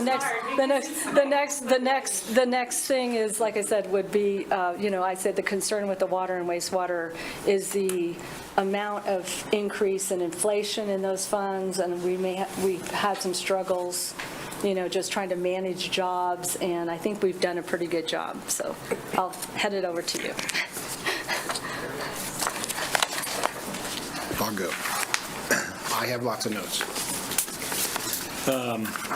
Brooks Webb, Public Works Director. Most of you know me pretty well from the council meetings, and for the two new folks, you'll get to know me pretty well. We've got 9 items on your next agenda. So the Public Works Department, our primary function is to oversee the city infrastructure and provide the services of that infrastructure. There's a lot of coordination that Public Works does with other departments in the city. We work with every department throughout the city in one way or another. We work with many outside agencies, whether they're state, federal, DEQ, University of Wyoming, WYDOT, a lot of other agencies. Our main goal in Public Works is the safety, health, and welfare of the public. The Public Works consists of 5 divisions, and we've got about 80 staff members. We have about 80 positions. There's always a few that we're still trying to fill. The first division is the Administration Division. They provide administrative leadership, clerical guidance and assistance, capital project administrative services, personnel and equipment oversight, grant and loan research and writing, and provide support to City Council, Laramie Building Authority, Traffic Safety Commission, Monolith Ranch Advisory Committee, and the Urban Systems Advisory Committee. Next is the Engineering Division. They administer the design and construction of major infrastructure projects in the city. You'll probably see at your council meetings many times the engineering division will come in and give presentations on some of the projects. Engineering also conducts management of the city's capital improvement projects. They provide design review and inspection of all new development infrastructure. They oversee the FEMA floodplain management program. They're responsible for all multimodal traffic engineering concerns within the city. They oversee the city mapping, specifically daily operations and GIS. And additionally, the engineering division provides support services to other city departments on anything they need engineering related. The third division is the utility division. They provide the water and wastewater services throughout Laramie. The water section is responsible for the treatment and distribution of about 1.6 billion gallons of water per year. The water section also operates and maintains the water treatment plant, which is about 23 miles out on Highway 230. They install, read, and repair water meters, replace and repair water lines, maintain and operate all the pumps and wells. The wastewater section within utilities is responsible for the collection and treatment of the wastewater. They operate the treatment plant, which is a lot closer than the water treatment plant. Their responsibilities include maintenance of the wastewater collection system, which mainly consists of pipes and manholes. And they operate all the lift stations throughout the city. The fourth division is the solid waste division. They provide all the recycling, solid waste collection, and disposal services, daily trash and recycling collections within the city limits, The Solid Waste Division also operates a city-owned landfill, which serves Laramie, rural Albany County, and surrounding areas. When I say surrounding areas, a lot of people don't realize that we actually take in waste from Saratoga, Hannah Elk Mountain, Medicine Bow, sometimes Rollins. Those smaller communities have gone and basically closed their landfills, some of it for contamination issues. And so, because our site's aligned site, they come to us. So the surrounding areas we actually get from some of those outside areas, and we worked with DEQ through a lot of that process when they were doing their closures to be able to make sure we had the capacity to handle the waste from those outside communities. Let's see. They also, out at the landfill now, we're really trying to brand our recycling center there. The guys have really done a great job setting up an area for recycling for folks that have more recycling that fits in their cart, or for folks outside of the city limits that don't have recycling pickup can come there and recycle their items at the facility. Also, a big compost program we have going on out there I think you're all aware of. If you haven't seen it, give JR a call. He's happy to give you guys a tour. He does a great job on that. The landfill currently has an estimated 41 years left of permitted capacity remaining. I say permitted capacity because we have another large area that's not technically permitted yet. But when we do permit that section, it'll add another 25 years of capacity. All the landfill cells that have been developed since 2012 are line landfills, which obviously helps protect the groundwater, and they have leachate collection systems throughout them. It's a modern landfill. Solid Waste is actively and continually pursuing recycling and diversion options that make sense for the community. I almost missed them, but last but certainly not least is our Streets and Fleet Division. So their responsibilities include street maintenance and repair, drainage system maintenance and repair, snow and ice removal, street maintenance signs, pavement markings, grading of gravel roads, traffic signal maintenance and programming, street light maintenance, anything related with the roads, right? They're the guys maintaining it. Then within the streets division, we have the fleet section. Our fleet folks, they maintain all the city vehicles and equipment, about 340 pieces of vehicles and equipment, anything from fire trucks to bulldozers to lawnmowers. They'll do a major engine haul one day, and the next day they're doing an oil change. So it's a small group, 3-4 guys over there, and they get a lot of work done. They are also responsible for the entire city's specifications, bidding, purchasing, and surplus of city vehicles and large equipment. And they work with the departments getting those specifications and stuff together, but they ultimately put that all together. So when you see that stuff coming to you for those bid awards, that's gone through our fleet division.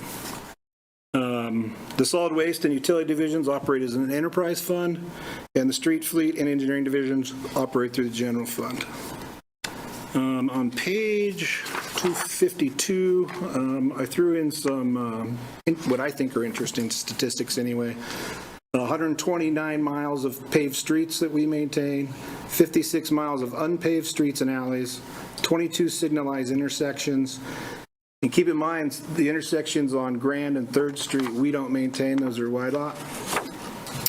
410 street lights, 270 miles of water mains, almost 1,300 fire hydrants, 185 miles of sewer lines, wastewater treated 3 million gallons daily. Gallons of drinking water treated, 4.7 million gallons daily. Permitted landfill capacity is 3.2 million cubic yards. Remaining landfill capacity is 1.8 million cubic yards. So that's what I got for you tonight. If you have any questions, I'll be happy to take them. And all that information that I went through real quick, I just kind of bullet pointed it out. It's in your handbook, pages 249 to 257. The last few pages show the org charts for all the different divisions. Okay, I don't know what I'm going to do about my One second, Jen, sorry. Yes. Go ahead. So it has to do with, Can you turn your... oh yeah, sorry. It has to do with waste from like Hannah and Saratoga, and that's new to me because I didn't realize that. How did that impact? I mean, I know they're pretty darn small communities, but in terms of the impact on our space, did it like short us a year, a week and a half? I mean, how are you able to kind of calculate that, if we're even able? And I'm assuming we have MOUs or some sort of charging or something, but We're able to. It's really pretty minimal in the grand scheme of things of what those communities are bringing in because they're so small. And they're actually still handling all their construction and demolition waste, which is really the big bulky stuff. What they're bringing to us is the municipal solid waste. And it's, like I said, in the grand scheme of things, it's very small. We don't have separate MOUs or anything set up with them because our permit allows us to accept waste basically from anywhere in Wyoming. Okay. So we don't have anything separate set up with them. No separate rates or anything. It's anywhere we take it. You know, it's a little bit of an additional revenue stream for us, but it's, like I said, in the grand scheme of things, it's pretty small. A week and a half. Yeah, they pay the standard tonnage. Okay. So when you think about time and money, that equation, right? They're Right. paying for their, Hey, Mayor, I've got a question. they're paying, I should put this on. So they pay a standard tonnage fee, and they are paying their fair share for that space, which, as you know, as we fill up the space, then we shorten the lifespan of each cell. But that's all accounted for in the financial model, and so they're paying their fair share, I guess, is what I would say, for the amount of space and time. Thanks. Go ahead, Pat. Thanks, Mayor. Brooks, I was curious about the upcoming dormitory construction at UW and all of the materials that will be sent somewhere. Is the landfill able to handle all of that kind of construction material? Yeah, Councilor Gable, through Mayor. We actually, a few years ago, we went to DEQ and requested an expansion on our construction and demolition area. And when we put in that request, that was one of the big reasons we had for them was the dormitory project and future plans of possible demolition of the old dormitories. And you know, I'll be quite frank, we told DEQ if we don't get this expansion, they're going to be hauling it to Cheyenne or somewhere else because we won't have the capacity to. So DEQ worked with us through that process, and we were able to get an expansion of our construction demolition area. So we're in pretty good shape there, Councilor Gabriel. And to tell you the truth, the university does a pretty good job of recycling materials when they can on projects. So when they do a demolition project, we actually don't see I don't know, the amount maybe you'd think we would see because they divert quite a bit of material. Great, thank you. Yep. Thanks, Brooks. Any other questions?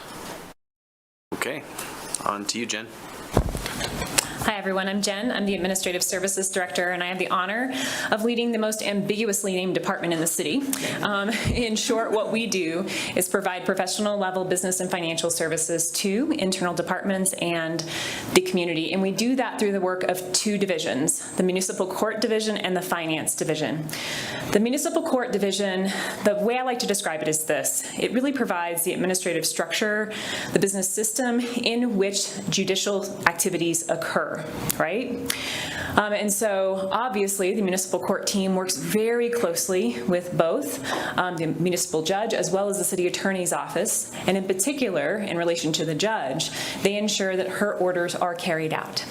They also keep the court running, which requires a surprising amount of work, including work to manage the city software for the justice system, which is actually municipal justice. I want to give a shout out to the team because they implemented a new software this last May. They did a fantastic job. And so when we say manage the software, that's what we mean. These new software packages, it's not a one and done thing. They're very flexible.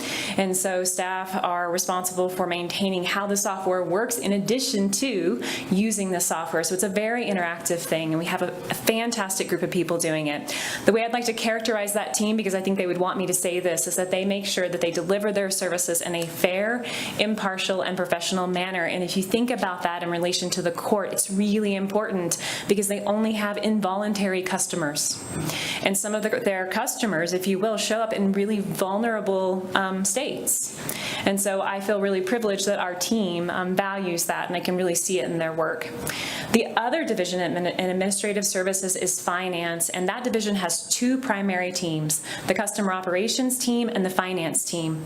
The customer operations team is most famous for its work in municipal services billing, and so most people colloquially call them utility billing, but that's not what they are. They're the customer operations team, and it's true that they do bill accurately 9,500 bills every single month and work with the meter division in Public Works to issue and resolve over 6,000 customer service work orders a year.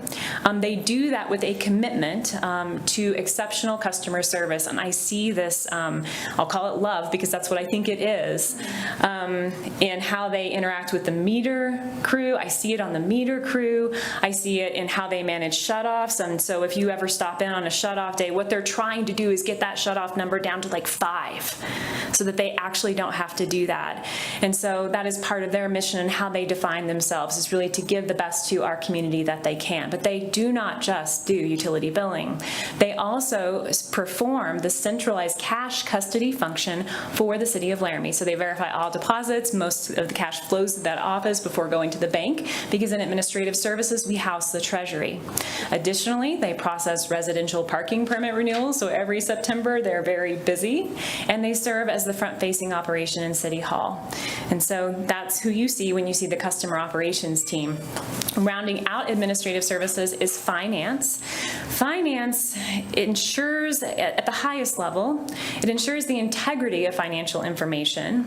It participates in long-term planning, advocating for the strategic and sustainable allocation of our financial resources, because as we know, financial resources are finite. It is the treasury for the city, and it's charged with designing sound internal controls for the city's business systems. And I was so pleased to see the council's engagement with our auditors. Abby and I had a high five in the hallway because we had conversations and questions during the audit work session. That means a lot to us, and I'm really happy to see on the council that there's some recognition that internal controls are really valuable. They make me excited, but I don't meet many people that feel that way, and so thank you for your engagement. In the actual work of finance, they perform a host of services for the city. They provide professional level accounting services, and I'd like to make sure I say that does mean professional level. And so I think there's a misconception about governmental accounting that it's somehow easier. We actually have our own standard setting board. We have to implement new accounting standards all the time. We had 2 this year. We've got a big one next year. We've got an even bigger one 2 years from now. And it's actually highly technical. And so we don't outsource any of that work. We keep that on our team, and we hire qualified staff so that they can do that, because it's actually a better value transaction for us to employ people who have that skill set.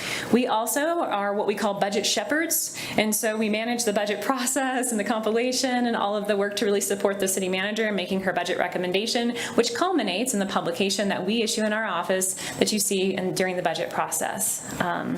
They also participate in various long-term forecasting, as I've already said, and we have an arm of processing. So AP, AR, payroll, all of that happens in the finance division, in addition to timekeeping system administration. You'll see financial reports coming from that office, as well as treasury activities and the annual audit coordination. And I feel like I just completed lightning fill in the blank because that was so fast. I would be happy to answer any questions. I was going to talk a little bit about the reorganization of administrative services. We've been working on that for about 2 years now. I would just simply ask council members as you're reading your handbook, check that out. It's a cool effort. We're reallocating a position and a half. Malia, Sean, Klein, and I have been engaged on this journey for 2 years. It's been long and wonderful and long, and we expect to finish that sometime in the next year. So I'm happy to answer any questions you may have. Councilor Doherty. Aaron, sorry. How many people in your division? There's not, I was going to count that. There's not many of us. Six, so there's 12 right now, but one of those is a temporary authorization to help us with ERP. I will note we've yet to be fully staffed, and so we're not really operating on that. Yeah. Any other questions, Council? All right, thank you, Jen. I think that's,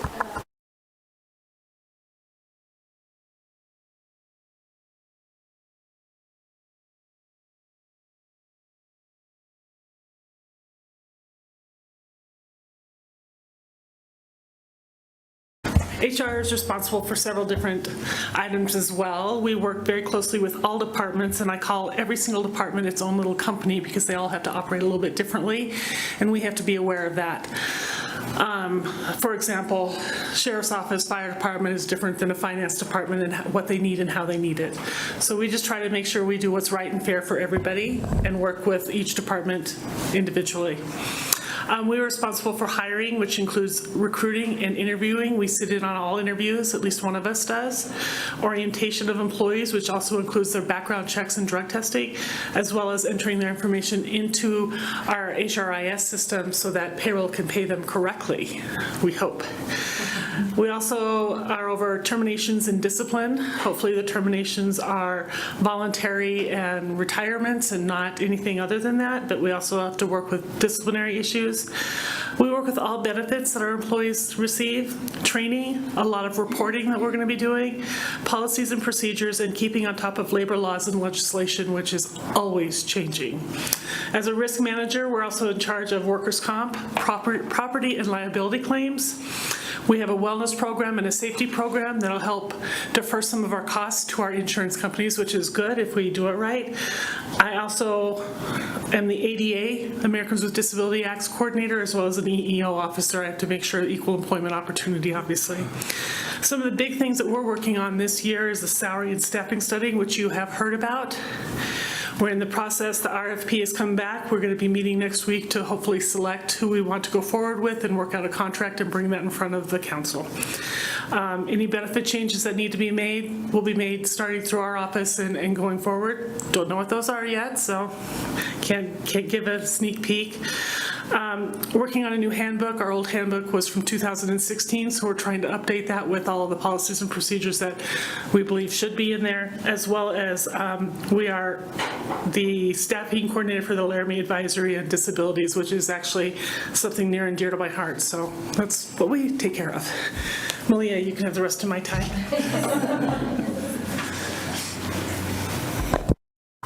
All right, I think with that, we'll move on to, oh, sorry. Yeah, Jane. So generally, have we looked at or included any more flexibility for our employees, like we were talking about earlier? Is that going to be part of some of the new potential parts of the handbook? I think it depends on the job that needs to be done and how it needs to be done. Obviously, it's hard to work on the streets from home. Right. And some of our systems you also can't log into from home.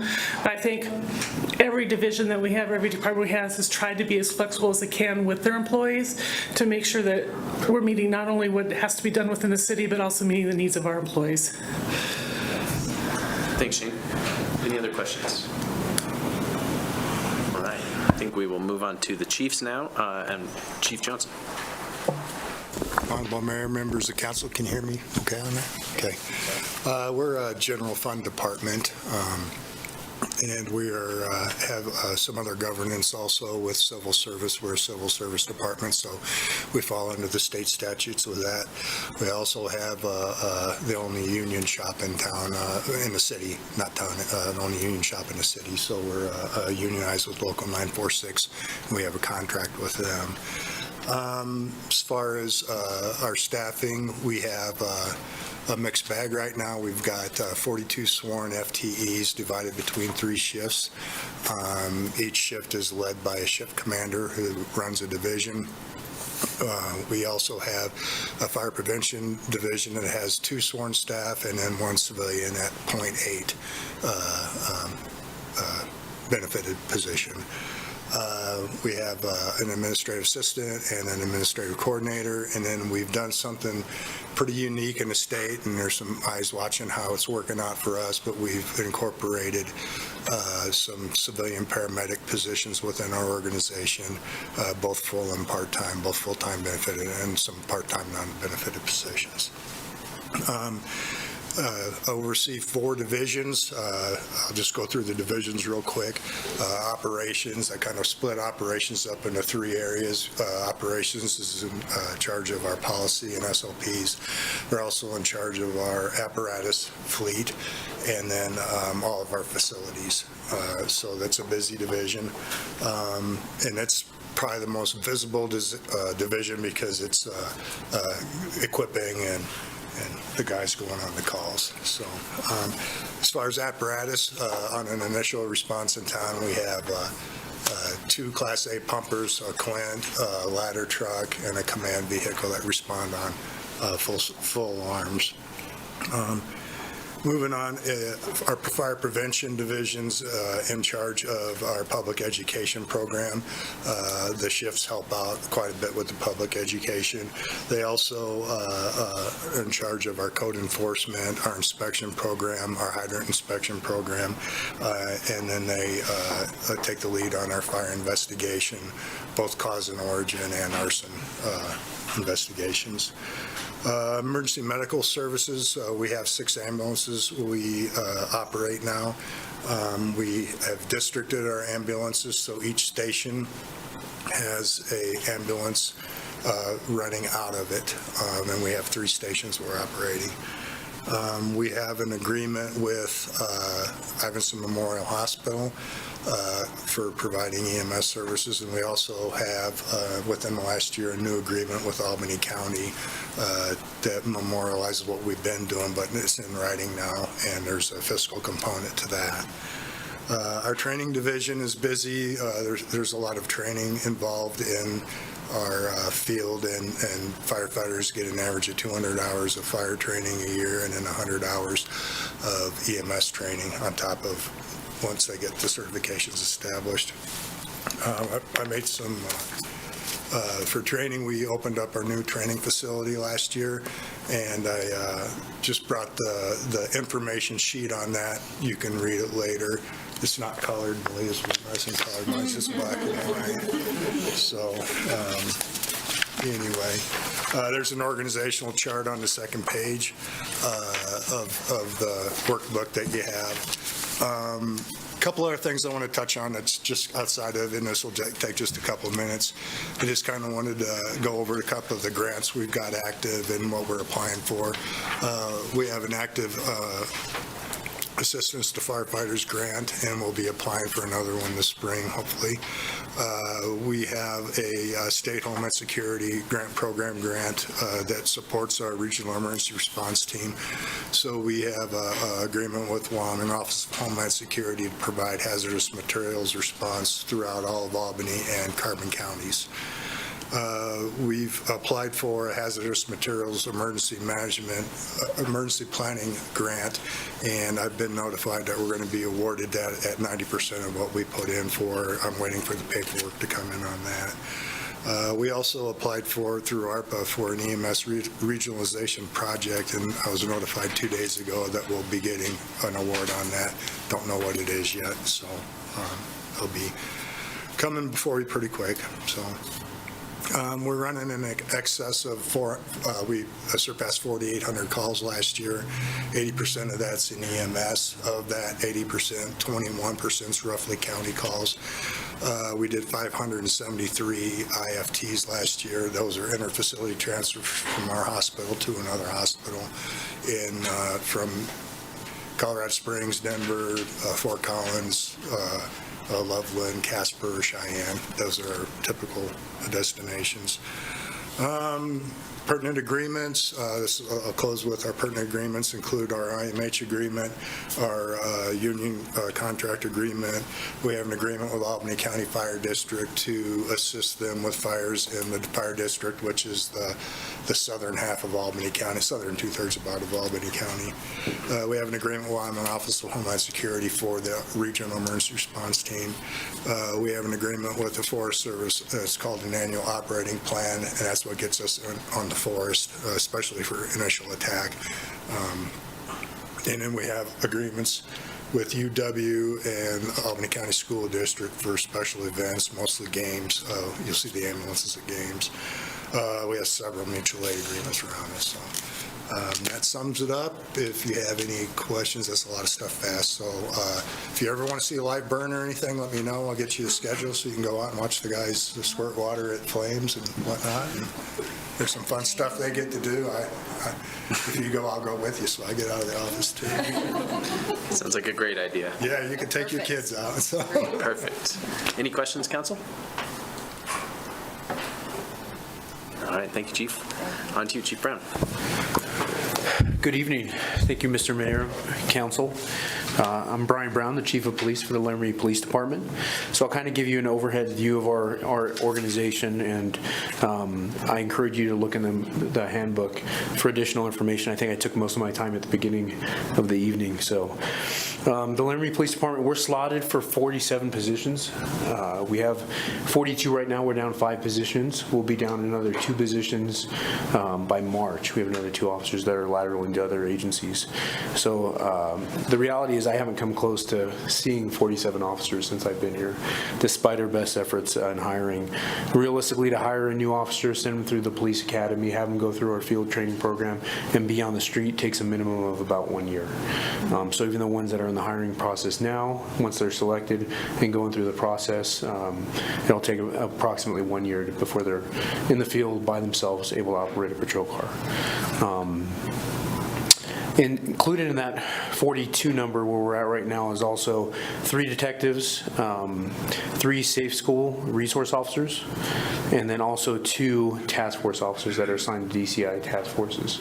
And they investigate the majority of our drug-related crimes here in the city of Laramie, and they also help our neighboring agencies as part of the task force members.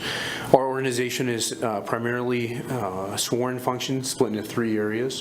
One is patrol operations, and that's overseen by each area is overseen by a lieutenant. Then investigations, which is encompassed by the 3 safe school officers, the school resource officers, the 3 detectives, and then the 2 task force officers and 1 sergeant overseen by 1 lieutenant.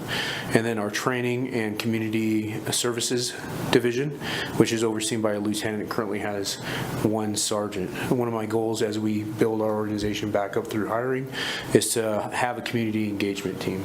And I'm looking for a sergeant, 3 to 4 officers. And with 42 bodies, we're even making some changes now since I've had an opportunity to be there and work with Assistant Chief Terry to kind of take a fresh look at our organization. And I look at staffing as a manpower issue. And there's 2 ways to increase manpower. It's through hiring or efficiency. Hiring takes about 12 months. It's a lengthy process as I described.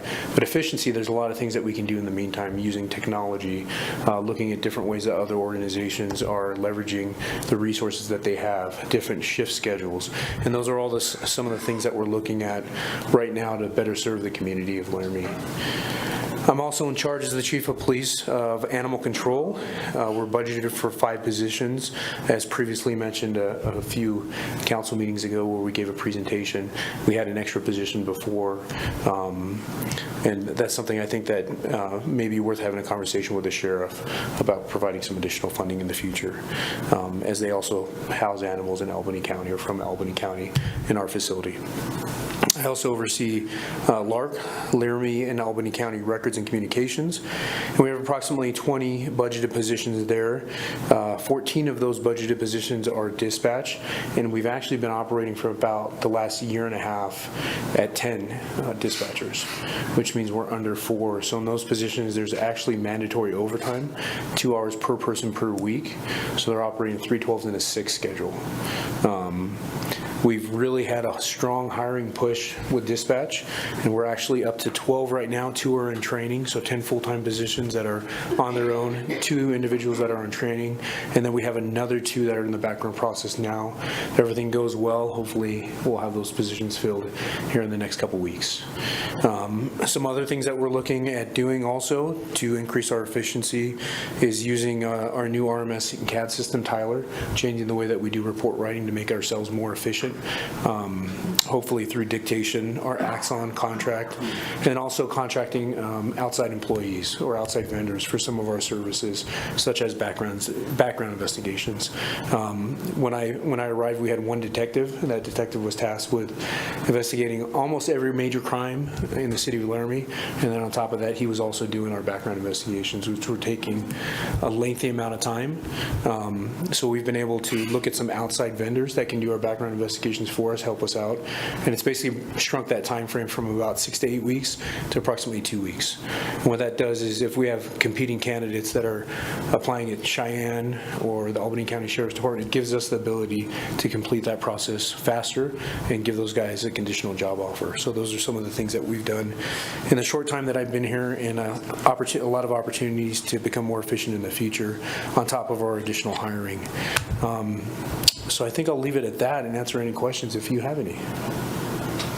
Any questions, council? Okay, thank you.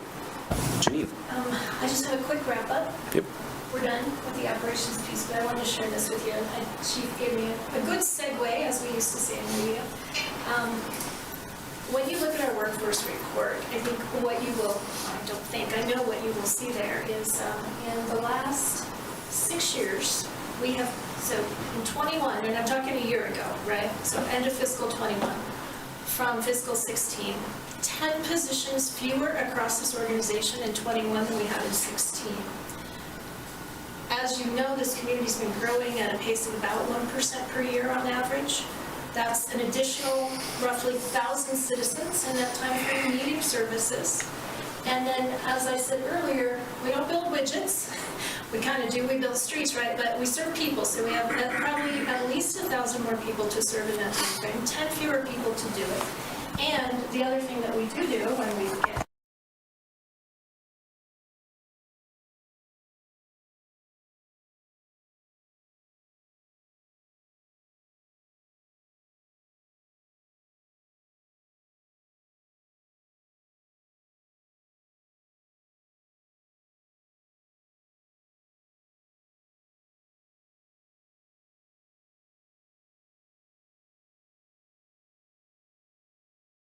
Sorry, I'm so, here, I reminded her and then I didn't remind myself.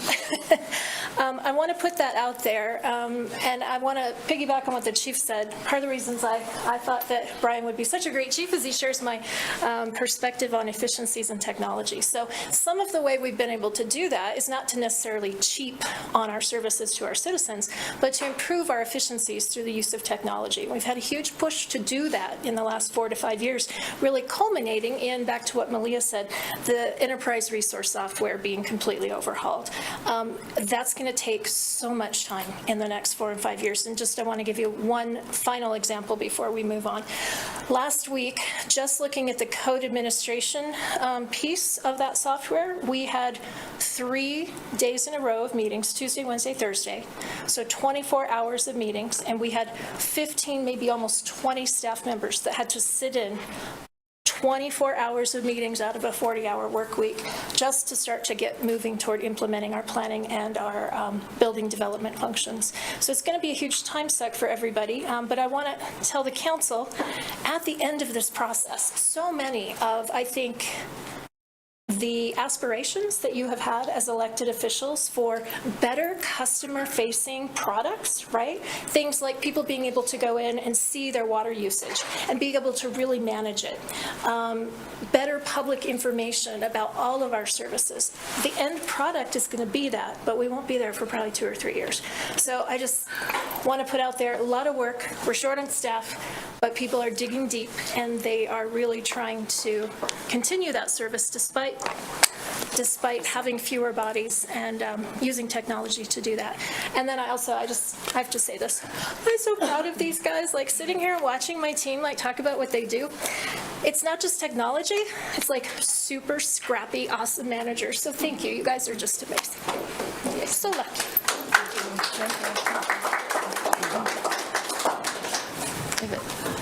Sorry, may I make a comment? Yeah, go ahead, Micah. I think it's great to hear about these efficiencies, and that I understand that the front-end work will then pay off in the long run. But knowing that there is this sort of growth, is there also room in the budget to increase the staff so that you don't have to be as scrappy, and so that you guys can have the time you need and be less scrappy? I love scrappy, but you can only be scrappy so far.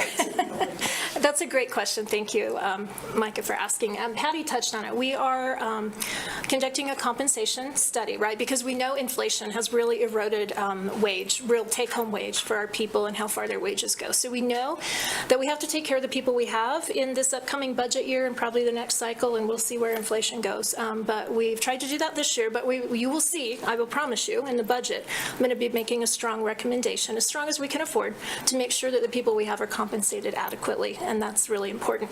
But as a second phase to that study, we're going to be doing a staffing comparison study and looking at some of our other cities and trying to gauge, like, well, we have 3 planners. What does a normal city of our size and our growth rate have in their planning department? Is 3 enough? Do we need 1? Do we need 12?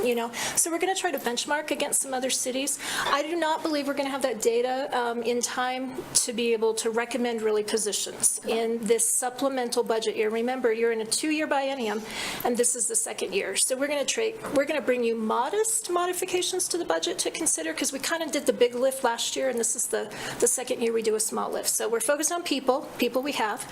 We'll get the staffing data, and then I think as we go into the next biennium, we'll probably be coming with strong recommendations for up-staffing where we think it makes sense and where we have benchmark data, so that I can prove to me it's necessary, I can prove to you, and we can show the community as well, because I certainly understand how controversial it is to hire new people when they're government workers. So unfortunately, that's the way it is. Shouldn't be, because they do amazing things, but we want to be able to justify that. And we're going to have to see if we can afford it, to be honest, right? And so much of whether we can afford it or not is going to rely on the generosity of our state, because they don't let you all impose taxes in lieu of them maintaining that fiscal control and giving direct distributions to cities. So we'll see. Right now, sales tax isn't bad, so that's a good sign, yeah, because that's the one thing that does sort of grow with inflation. Typically, our state allocations do not. Janine, if for the ERP implementation, if you had 5 other staff, it would just be it would be 25 people in that meeting instead of 20, right? Because everybody has to be on board. Not all the time, but at certain phases, it's important. And I want to say, like, we had all those people in the room, but those are those subject matter experts, right? So like Clarice, if we're going to be implementing software in her section, her input is really important at a certain point. But I want to say the main folks who are kind of in every meeting are a lot of sitting here, Jennifer, largely, Malia. But then we'll draw in those subject matter experts as needed at the key time in that implementation process, excuse me. Yeah, jump in, Malia, if you want. I would like to say, so, the way this software is being implemented is that we're picking also certain departments to maybe help set up, roll out, and look at how to best set up stuff and look at it from a high level. Like, I'll say purchasing. Most of the purchasing is from engineering, and we also took Jonathan Rhodes, who does a lot of purchasing. So we're trying to roll out that with him, with people like that, and then we're having, we have a software called Skillo, where we can actually do the end users later and help train later. So we have a program that it's not everyone, I guess, and the finance, we do want change champions. We have a change champion program where when we get further down the line, some of the change champions were there.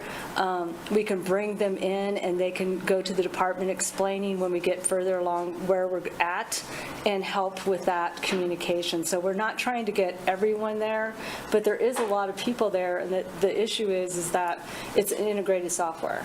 You know, the InterGov integrates with finance, and so you have crossover with how to set up the finance and chart of accounts. So there's a lot of touch with different people. But I think the leaders of the project team is really, you know, is really the main people in a lot of the areas, if that makes sense. And bringing in the subject matters that that Janine talked about. Did we answer your question there? Yeah. Okay. And new people wouldn't have to learn the old and the new. They would just learn the new stuff as they're onboarded. Yeah. Good question. You know, in a way, with the software, you're sort of building it.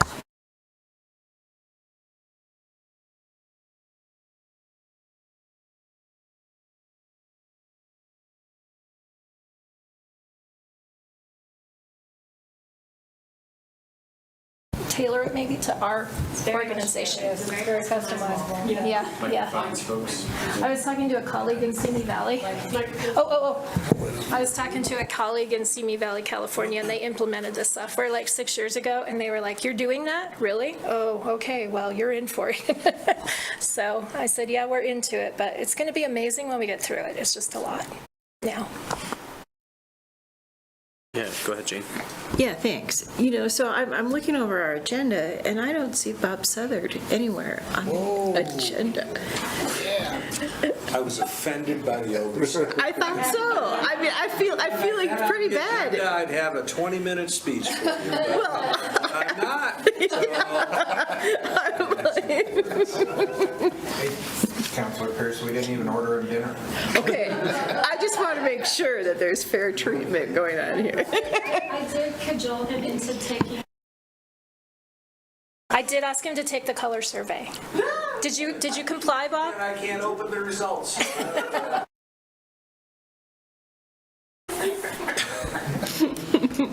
All right, that would be Bob's presentation. No, I'll give you the short one. I think everybody in this room, I don't think Dan this week, but everybody else I've touched base with this week. So I do that. Some, sadly, many times. But I do that internally. I manage the outside litigation. I manage Holly Austin-Belaski, who's fantastic, who does all the prosecutions, interacting with Jen's fabulous court. Then I talk to you, many of you I touched base with too this week, counselors. So I could go on and on, but I mean, what I really like is the staff here is they're just great. I mean, the management team here is just great. They know what they're doing. They don't come to me for advice. They come to me for confirmation that that's what they should be doing. But I review all the contracts. I look at everything that goes before council. Had I been on the agenda, I'd have more to say, but I wasn't. Thank you, Bob. Yep. Any questions? Okay. Oh, Joe, go ahead. Here we go.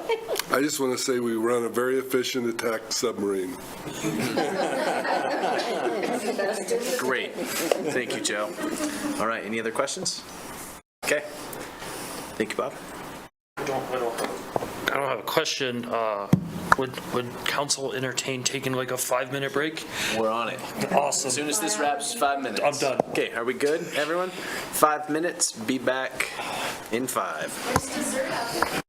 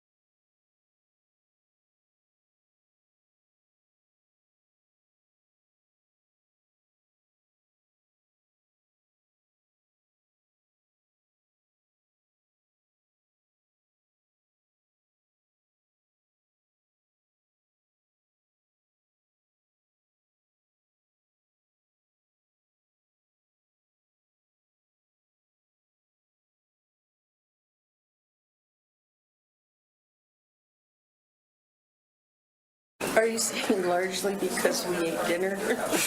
That was not a comment about size. I just see we might have a few less people. That's what we did during the pandemic. All right. Ready to roll? Yeah, go ahead, Dan, thanks. Okay. All right, so we're back. Great conversation, very helpful. I think this will be useful, what we just went through with all the department heads, to inform again tomorrow's conversation, so that will be a good use of time. We've got till about 8:30. I'm hoping to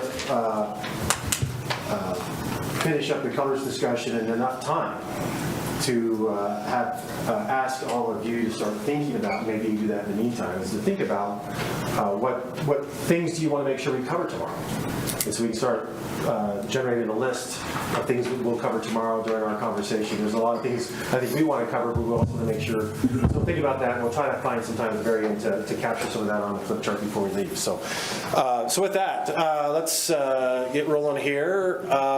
So now we're going to talk a little bit about the real colors. You all took the assessment, and I sent you a sheet. Some of you have copied or printed. That's fantastic. I've got copies for everybody if you don't have that.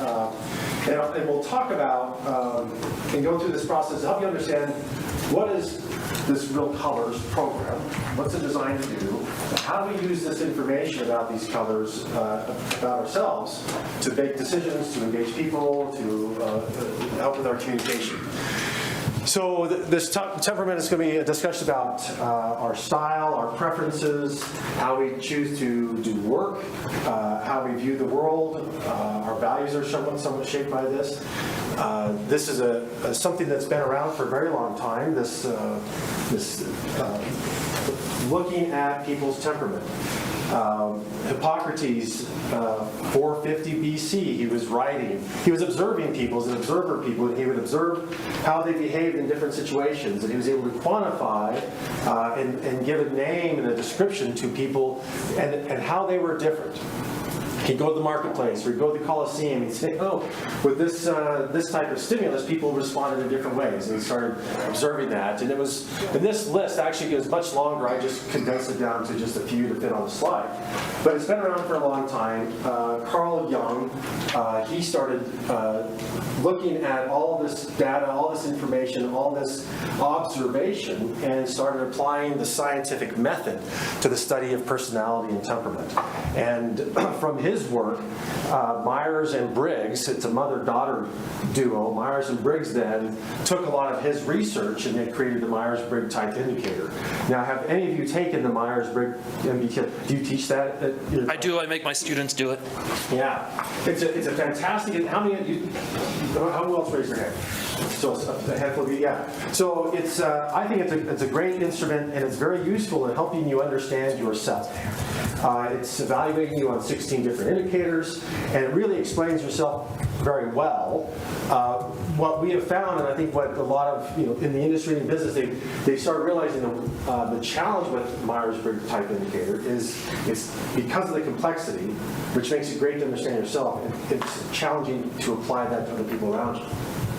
And so in the 70s, Kiersey, he wrote a book, Please Understand Me, and from that, they've kind of gone back to the fore and they've developed this. And so it's not as robust as you would see with Myers-Briggs and understanding yourself, but it has a great tool to help you understand people around you.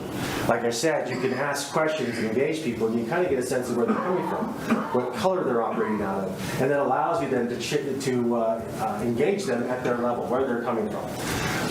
Let's see what else we got here. So personality affects your communication style, whether you're direct or whether you like to tell stories, whether you're, what else do I say, electronic communication. Some people don't like to see people. I know, just send an email, right, or text people. So a lot of it influences your communication style, your decision making, whether you're very snap decisions or think it through a long time before you come up with an outcome. How you look at time. How many of you feel that to be on time is to be 15 minutes early? So some of you, and I'll tell you, not everyone feels that, as if you haven't noticed that already. Some people have a whole different value to time in their lives and how they look at time and treat time in their lives. So thinking about time and how that influences you. So there's a lot that goes into this. Ooh, wow. Okay, so let's start with this. This is perspective, but once you start thinking about a perspective, as you look at this image, what is it you think we're looking at here? Okay, it's a rooftop. It's obviously something very close, drilled in. It's a Google Earth image. And looking at the top of something, it's pixely, it's kind of fuzzy, hard to see. Now I think about, when we think about perspective, for example, you may be in a conflicted situation, in a conflict or an argument or something where you see this, it's pixely, it's up close, you're drilled in tight, you're not seeing a big picture. What I like to have people start thinking about is, how do I start getting some distance? How do I back up and get in my helicopter and gain some altitude? And I can see this in a different perspective. So if we started gaining altitude, is it clear what we're looking at now? You may know. Maybe you don't know. So let's get a little bit higher altitude. It's a roof, but what roof are we looking at? It's right above us, right? And as we gain perspective, you get a different view, and you can start realizing, oh, rather than the hot breath, the knees and elbows of that in-tight, difficult conflict, I can back up and say, what do I want out of this? And what would be the best way for me to resolve this? I think the conversation we had at the very beginning of the meeting with your officers, with those two incidences, right? They roll into this situation, it's highly charged. And they had the training which helped them have the presence of mind to step back and say, look, I'm not going to come in here guns blazing, right? But there's another way I can approach this. I'm going to gain some altitude, and there might be a whole different route I can take that'll give me the result I'm looking for. And that's it. How many of you have or had teenage children? Okay? Right? Lots of emotion. They're not always thinking things through. That frontal cortex isn't quite developed. And so they will often get in these highly charged emotional situations in high school. And I was a high school teacher for a while. Oh my gosh. Realized I don't like kids. Not the job for me. Gotta get out of this job. But we're working with my own children. They come home, they're all wound up, and I just have to walk them through and say, well, let's just step back a little bit and say, what do you want out of this? What do you want out of this situation, this circumstance, this relationship? And is there another way for you to approach it that might give you the outcome you're wanting? Not what comes natural to you, but think about strategically, what should I do differently? What I'm doing is helping them start thinking and developing their emotional intelligence. And this imagery gives you kind of a sense in your mind. It's like, oh, maybe I just need to step back a little bit and see the bigger picture. And there might be a different way than what I naturally want to do, which may not be the best solution to the situation. So, and it could be that we get so far away that we can get detached from it, right? Which isn't healthy either. So we've got to find that sweet spot in this perspective as we're trying to manage our emotions, manage our relationships. So I'm going to show you an image here, and I want you to quickly, and I'm sure you've all seen this before, so just bear with me. So if you've seen this image before, what is it, when you initially look at it, what do you see?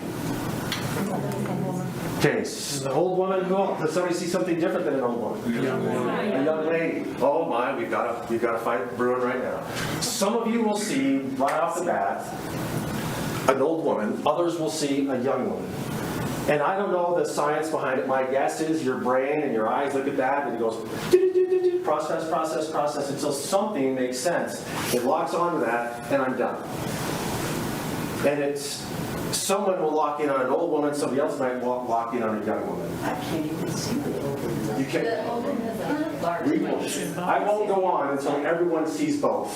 So don't worry. But the idea here is that one image can occupy, or two images can occupy the same space at the same time. Right? It's oftentimes we get in a conflict because, hey, I see an old woman, you see a young woman, we're gonna throw down and fight over that. Rather than approaching this, and this is ideal for the scenario for a council, is step back and say, how do I adopt a position of inquiry? Help me understand what you're seeing. Because I can clearly see an old woman, you're talking about this young woman, and I can't see it. So if I can give you the space to share and explain and give me your history, your experience, your perspective, it's going to enrich me. And if I can understand and appreciate that, that's going to inform me, and I may have, as a result, modified my perspective. Being informed with your perspective, it makes it even better. So, old woman, young woman, I don't want to go on until everybody feels like they've got it. Who? You really, we have to find the old woman?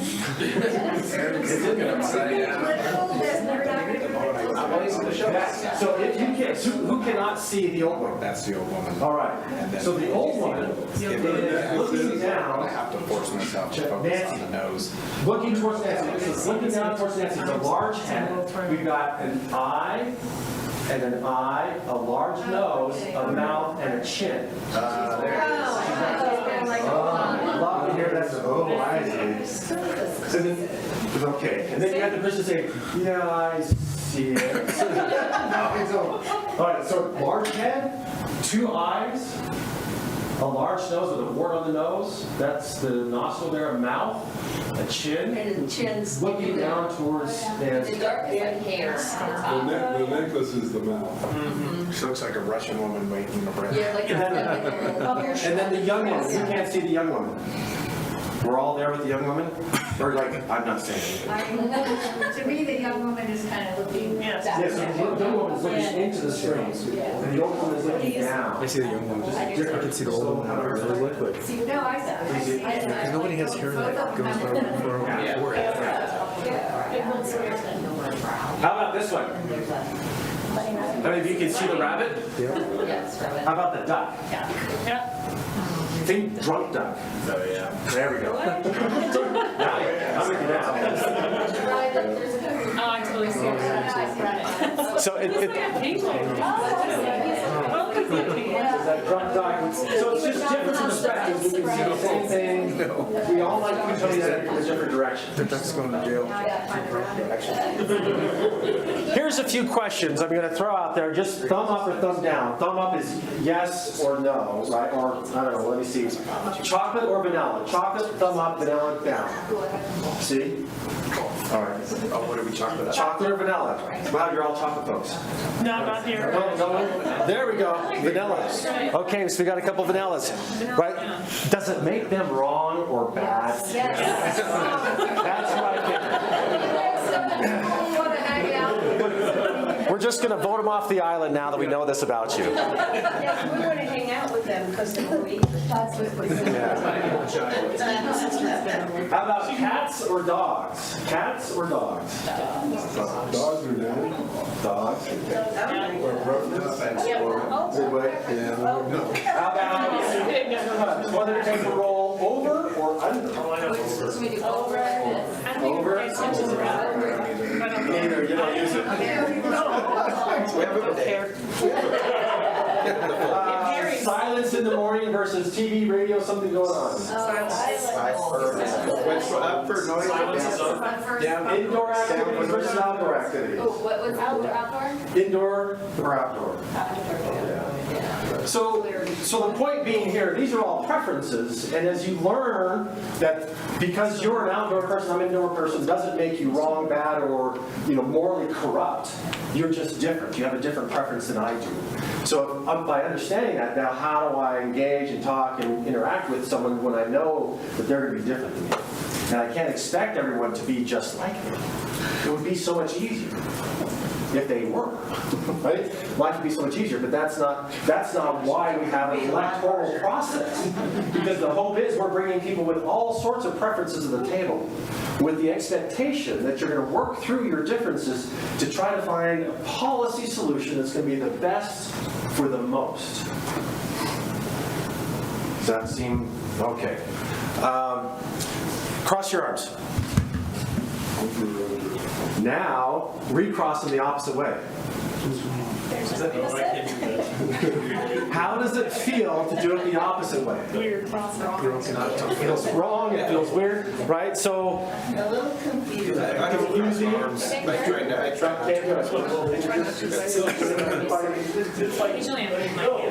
Yeah. So why is it that one way feels more natural than the other way? Because it's right.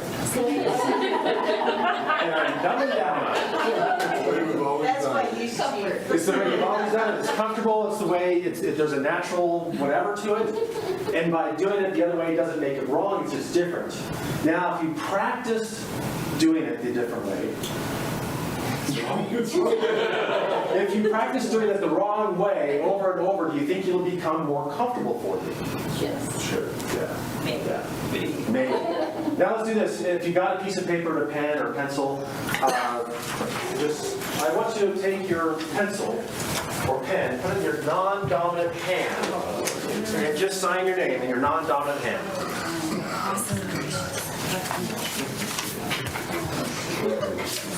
This looks so bad.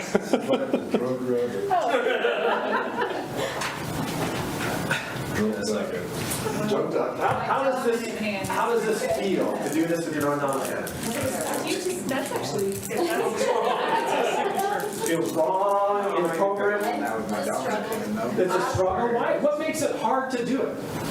You have to think about it. You have to think about it. Now what? Isn't it interesting that you've had your name most all of your life, you've had this arm attached to your body nearly all your life, and you have to do something as simple as writing your name. You've got to concentrate. Or whatever that scratch was. All right, now switch hands and write your name with your dominant hand. And then if you could put your bank information, your routing number, PIN number, and pass it forward. All right. So now how did that feel to write with your dominant hand? Normal, easy. Did anyone have to think about it or concentrate?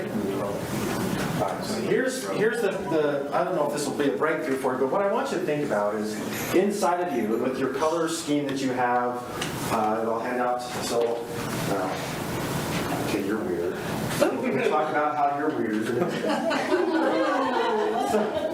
Ideally, we have a dominant color, but of course he's split, and we'll talk about that.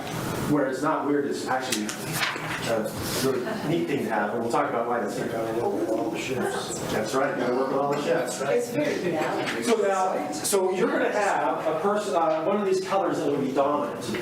That's like signing your name with your dominant hand. You're going to be operating out of that color without having to think about it, concentrate. You just naturally go there, right? When I talk about the conflict, and when you're in that drilled down, pixely environment, it's all hot breath, knees and elbows, and you're going to that default dominant personality style or temperament. What we're hoping to give you today is this understanding that there are 4 different styles, 4 different personalities that all are inside of you. No one gets a 0.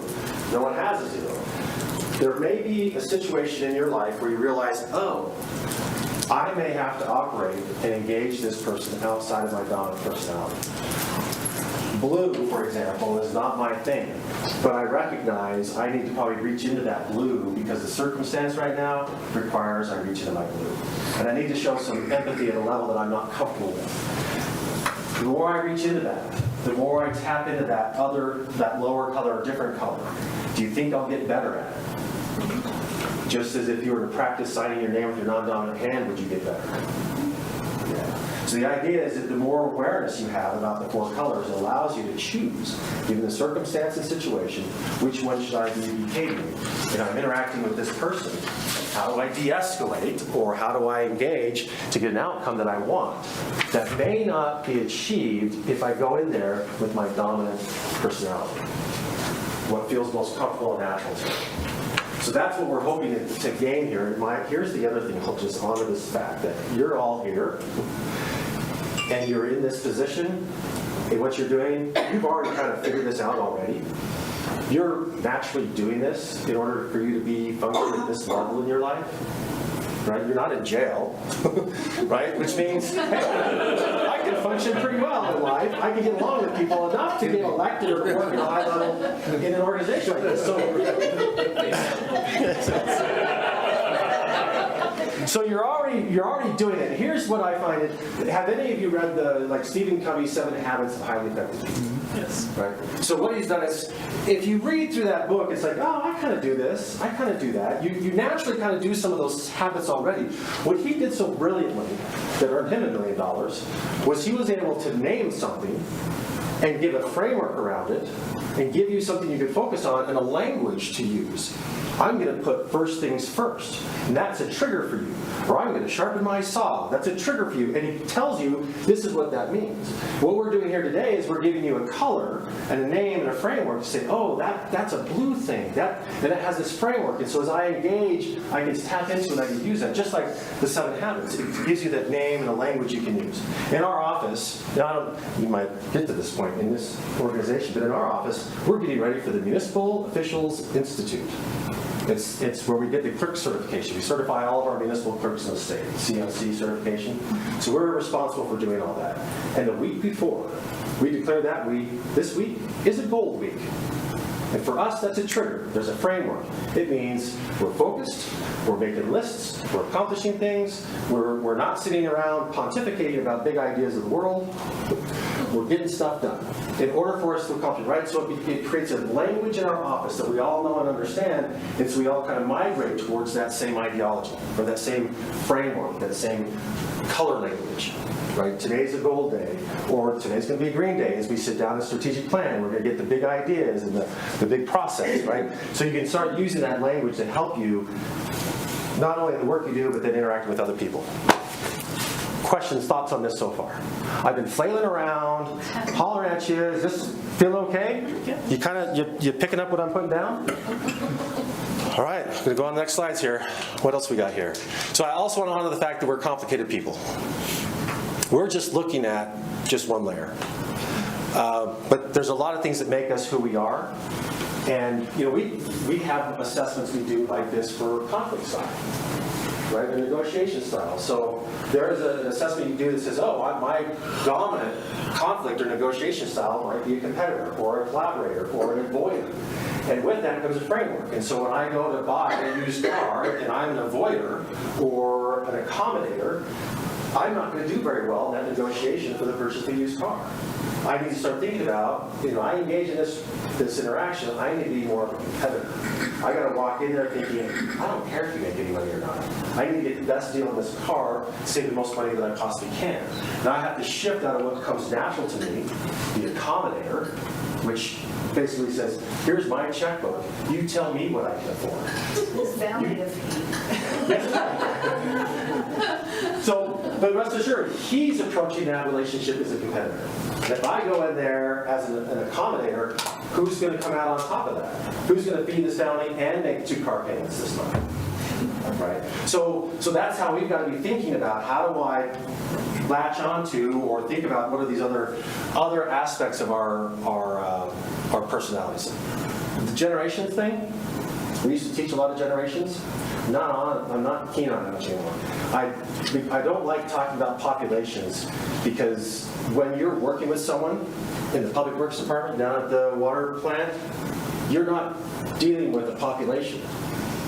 You're dealing with a person that may or may not exhibit any of those characteristics of a population. So after having this conversation, I approach people first about who you are. And then with a broader brush, I might think about what generation you're coming from. But that may not inform at all. It's more talking about population. So anyway, we've kind of shifted and tried to guide the people we interact with more onto the discussion around individuals rather than lumping you all into a population. Because I bet all of us, there are some things in our generation, we act just like our generation, and some things we're like, yep, nope, that's not me. And don't put me in that pigeonhole or that box with all the other stereotypes of that generation. All right. Okay, help you understand yourself, help you understand others, recognize there's differences in learning styles. Okay, let's skip this. Good stuff, fun stuff, great stuff. Skip it through. There we go. We have a chart. It's a random chart. I went through and I sorted by blue, sorted by gold. But here's the thing, what I find interesting is someone may have a color, their strongest color may still be a lower number than someone's second color. So someone might be stronger in 2 colors than their strongest one in their color, if that makes sense. So it's hard to... What's the max? The highest you can get is 48, the lowest is 12. So 48 to 12 is the range. So when someone is up there in the 40s, they're pretty strong in that color. What's interesting with the chief here, Chief Johnson, is he's got his 2 highest are 40. That's a pretty strong number, a strong presence in both of those. Which then he puts it's pretty low on the other 2. So for Chief Johnson, it might be harder for him to reach down into those other 2 colors. But he can move effortlessly. He doesn't think about it as he moves between the gold and the green. Right?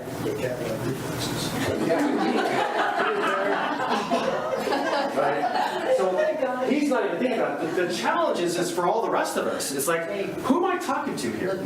Is this the green or the gold that I'm talking about? So if your top 2 colors, let's do this. If you don't have your color or you're mixed with you and you're just staring at the wall, where's Brandon? Thank you, that's helpful. Brian, here we go. Brian.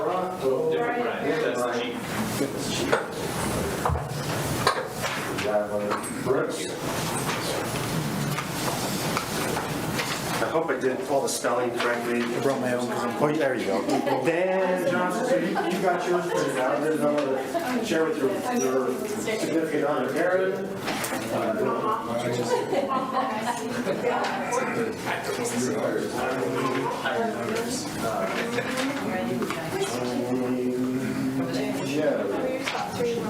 Jennifer.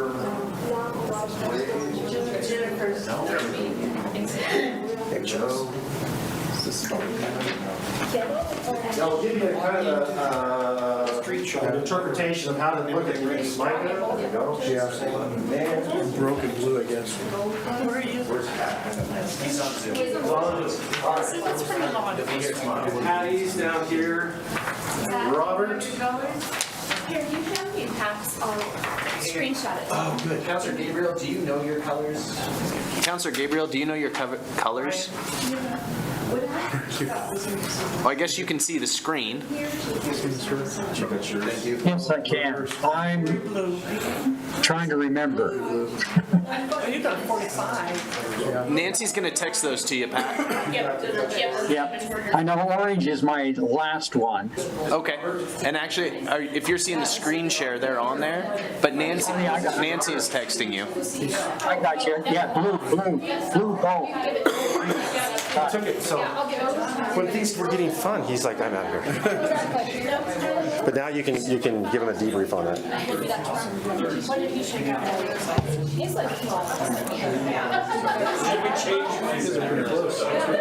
All right, so let me give you. Where'd my clicker? All right. Let me give you a little bit of an interpretation or as you read this. Oh, here we go. So you operate most easily out of the top 2 colors. And then the bottom 2 may be more of a challenge for you to reach down and get into them. If you are within 5 points of your top 2 colors, you're within the standard deviation, which means you can pretty much move between those 2. Chief here, he's like with cat-like reflexes. Yeah, there you go. So he's equal. What do you call it? Tied. There we go. So what if like even going down here with that? Yeah. So am I weird? Yes. So I'm within 7. Yes. That's weird, right? Well, That's good. it's good for you. It's good for you because you can access any one of those without doing a lot of concentration. You can move and feel very comfortable in all 4 of those colors. Very cat-like. Yes. So there are people like myself, my highest color, I'm 46, I think. I'll show a slide. I'm 46, my lowest is 12. I can't get any lower than that color. You're 46 what? Well, I think I'll show it soon enough. But 46 green. And blue is 12 or something. I can't get any lower than 12. It's really, so when I try to engage my blueness, I've got to get a backpack on, I've got to get my trekking poles out, I've got to go for a hike. It is a stretch for me. And what's frustrating is people go, oh, look at Dan, he's trying to be blue. Isn't that cute? It is so transparent because it's really awkward for me. And it's it's like, for example, when I do this at the office, and they say, oh, cute, look, Dan, he's trying to be blue. They appreciate my effort. They recognize I'm trying, they know it's a struggle for me, and they meet me there. They meet me when I make the effort. Right? It's easier for me to just go in my office, lock my door, turn my music on, turn the lights off, and just work and process and think. I write legal opinions all the time. I'm not an attorney. Just play one on TV. So that's my world. That's my headspace. That's where I feel most confident and comfortable. But I can't be effective in society and run an organization only operating out of my default. I need to develop those other skills and those other colors. And the more I learn, the more I practice, the better, the easier it is for me to operate there. To where the ideal is, and again, like I said, all of you figured this out to get to this point in your life, and now we're just giving you a language and a framework to operate in. So the ideal thing is we can observe you in a year or two from now. And we say, oh yeah, you're like a super strong, who's I'm looking for a 40? You guys are all like in the middle of the road. Here's a 45. Here we go. So a 45 green. And it's going to be easy to see you working out of a 45 green.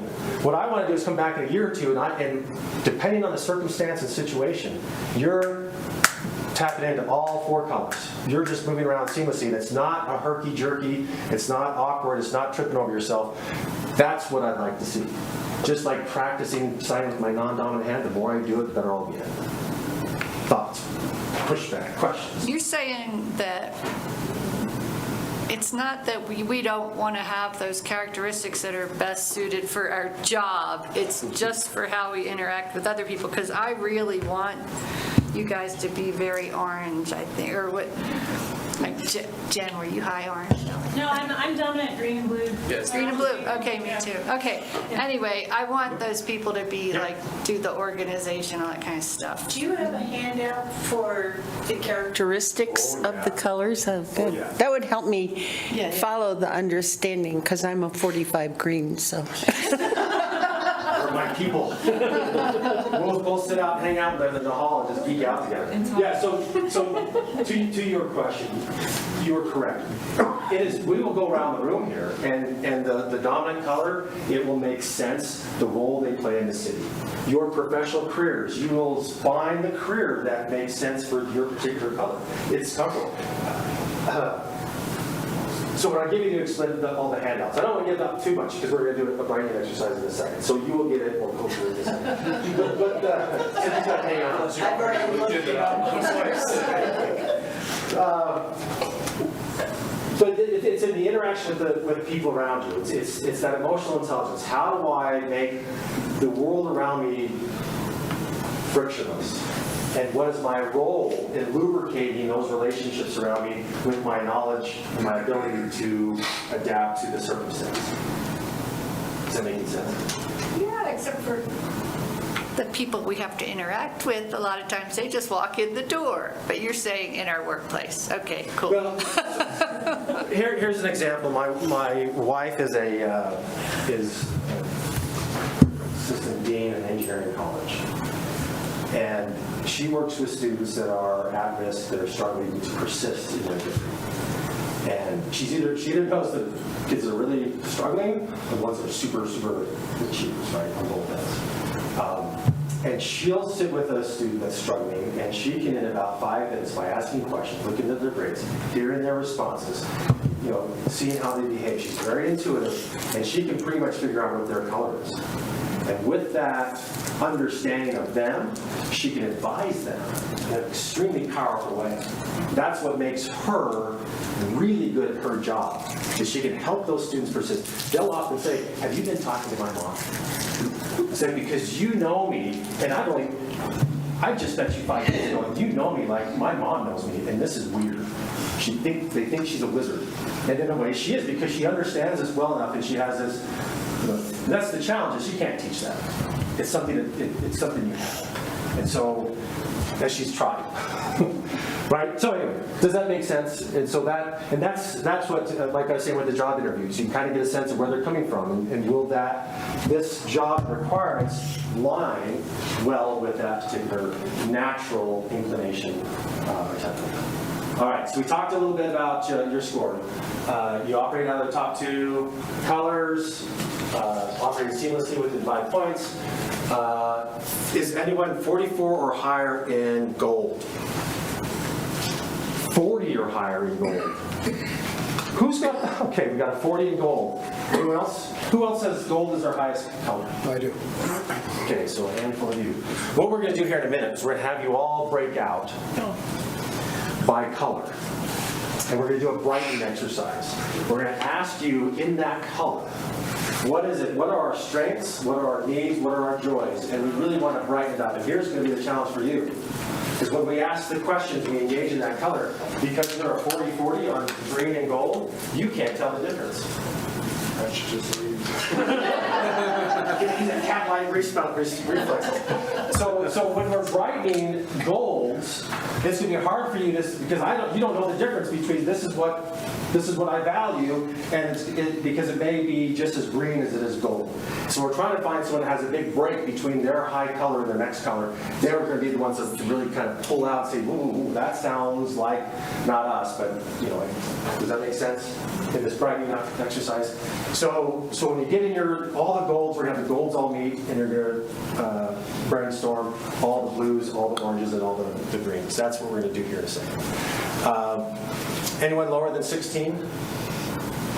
On anything? On one. On any of them? Yeah. On orange. Orange. Yeah, that makes sense. And same with you? Yeah, so gold, so 13 orange, yeah. Whew. So they're not running the party. So that'll be a thing. All right, so 16, that's the one that you're going to really have to struggle. Like for me, my lowest color being blue, I really struggle to access that. Fortunately, my wife is blue. She said, well, aren't you going to send a thank you card? Didn't even cross my mind. Did just go? No, I'm not. And if you had not asked or said something, no, it never would have happened. Also, to give you an idea, the population in the country, 38% are gold and orange, and then blues at 14 and green at 10%. So there might be an outsized percentage in the room. This is what's interesting because we're self-selected. So we're going to find those colors that represent the work that's going on in this room. But if we went down to Main Street, say your Chamber of Commerce, and did this exercise, a majority of them will probably be orange. Right, those entrepreneurs. I don't need a college education. I'm just going to do I'm just going to do it. Right? I don't need to go to school. I'm just going to try. Try my big idea. They're orange. All right.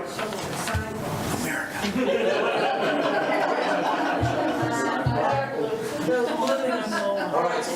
So what I'm going to ask you to do is by color. I want you to caucus by color and to brainstorm your strengths, needs, joys, and values of that color. I'm going to come around to help you clarify and refine your exercise. So when you get your group, as your green, blues, oranges, and golds, find someone who's going to be a scribe, and then as a group, you're going to come up and you're going to present to the rest of the group here, this is what it means to be this particular color. So everyone's going to have to join in on that. So, everybody understand what we're going to have you do? Well, this is going to be really hard for me, right? Because since I can Yes. So a lot of you are going to be reading in, so it's not going to be as bright as it could be. So for I'll go to the chief. All right, so we're going to have, I've got a flip chart here. So why don't we have oranges, since there's not a lot of oranges, why don't oranges go here? Blue will have you here. Green will be at the end of by this door here, and then at the other door at the other end will be the gold. Oh, we are physically separating each other. There we go. Yeah, so we have these flip charts. We need you to then brainstorm on the flip charts. I have markers. I will let you select. I mean, you can add. If you guys are orange? Three of us. That's right. Has a lot. Blue? I picked the orange pen. That's cool, that's cool. And we're going to use this. Do you have awful handwriting? How's everyone's handwriting?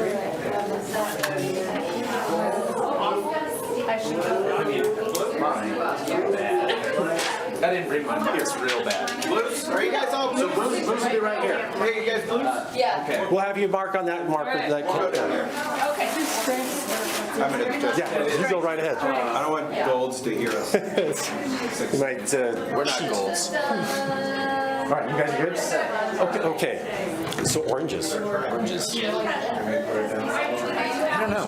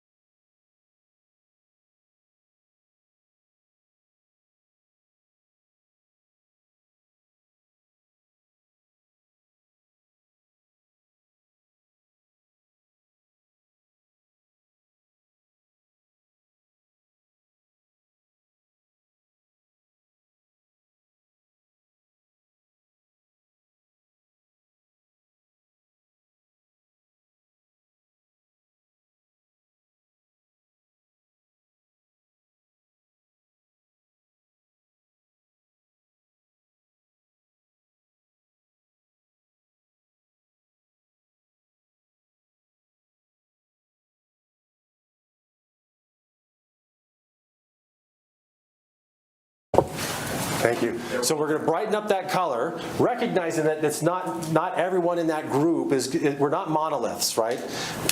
As we saw the layer cake image I had there, there's a lot of things that make us who we are. There's a big difference between someone who is a gold orange and a gold blue, or a gold green, right? So there's a lot that goes into this, but what the intent of this exercise is to really brighten what that primary color is. And you can you start seeing that group, as you see those individuals, you say, oh yeah, I can pick out those characteristics of that person in that representation. What I find interesting. All over for green, and I'm like, so where's the golds? Where's the golds? You spelled cheating wrong. Yeah, just sort of down the wall. It's always fun to watch and see how they're reflected. What I asked you to do is I asked you to brainstorm. And golds, you did a pretty good job not over golding it. We don't want to be called gold anymore. We're the winners. I don't pay you to say these things. So when they did the focus group on the Real Colors organization, trying to figure out how do we label these, right? And so they could do their own proprietary thing. And they're with the group that is now known as Gold. And they said, well, what color do you think would represent who you are? And they said, gold. And I said, okay, yellow. We can, no, gold. And I said, well, not yellow. No, gold. So why gold? Because we are the gold standard. And the winners are very competitive. But anyway, so we have done this, and we've had golds come up to me. See how it's kind of torn at the top? That's done by design. And the golds will come up and say, our paper is torn. And I said, that's okay, because it's intentionally done that because it freaks them out.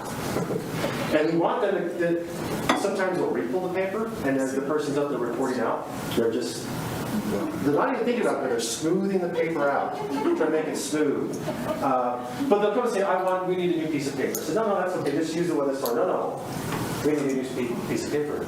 To the point, we're not going to do this exercise. It's a piece of paper.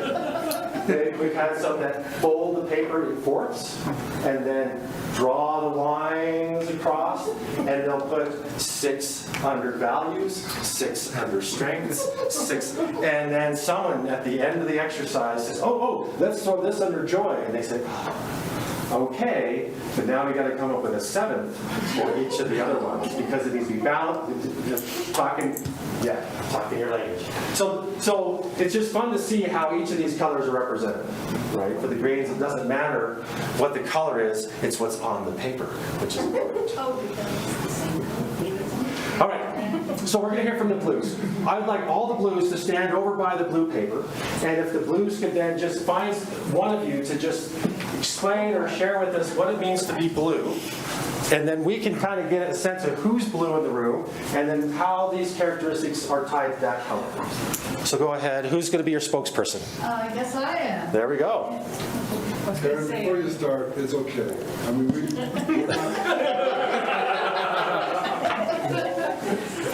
First of all, let me say that before I did the exercise, You may want a microphone over there. if I'm not blue or green, I don't want to play. It turns out I'm blue and green. So anyway, before I do what they meant. So values were family and interpersonal relationships, kindness, cooperation, and Pat was saying like among workers, like cooperating among fellow workers, fairness, and then, should I move on to the next thing? Yep. Strengths, empathy, it's on my computer. Flexible, many of us are flexible, like can deal with being in different kinds of environments, like teamwork, self-motivation. So we were saying our gratification, that was the word, is intrinsic. Like we don't have to, I don't have to tell Todd, good job, and yet I'm inclined, but I don't need to do it. Problem solving, we think we're giving and good listeners, and some of them in my group were calm. nobody's ever needed to describe me that way. And then joy was family, recreation, music, art. And then needs, we need to be successful, but we define successful. Connection, pets, friendship, and we really like to be helpful. Okay, that was it. Anything else? Any questions from this group? Be kind. So when you go to a meeting, what do you like to bring with you? A lot. But you're on the right track. Snacks, make sure we brought the snacks. Snacks. Everybody's well fed. Why do blues, if you look at that, why do you think blues would bring snacks to a meeting? Eating creates community. Breaking bread. Breaking bread together. All the time. Yeah, that's how we connect, and that's how, again, that's how we develop those relationships, and from relationships comes trust. And we'll get into that a little bit tomorrow, this whole idea and concept of trust between the council and between this organization and the community you serve. This whole thing works on trust. And so how do we build trust? By relationships. How do we get relationships? By breaking bread together. The old days, what do we have? Big old potlucks, barn raisins. We all came together. That's how we built community. Now we're just sitting in our bedrooms on social media, right? We're not, so thinking about that as a community, how do we create that? How do we create those values and ethics? But what I find fascinating is you look at, if you were to describe that group, the groups as blues, how would you describe them in a couple words? People. People. Now, just look now, if you could slide over just a hair, Todd, just look and compare the differences of language between blues and greens. What don't you see here? People. And they're like, oh yeah, it didn't even occur to you. Well, you asked us to be green. I know. I know. But it happens every time, right? And I think that's the brightness of it, right? Because they're not going to think about that, right? So as we're thinking about different people and the roles they play, it may be that a green's going to say, hey, look, there's some thing that we need to do that's people thing. I'm going to tap into the people and help me understand how to navigate this. Because you may have an intrinsic idea and understanding that I'm not going to get.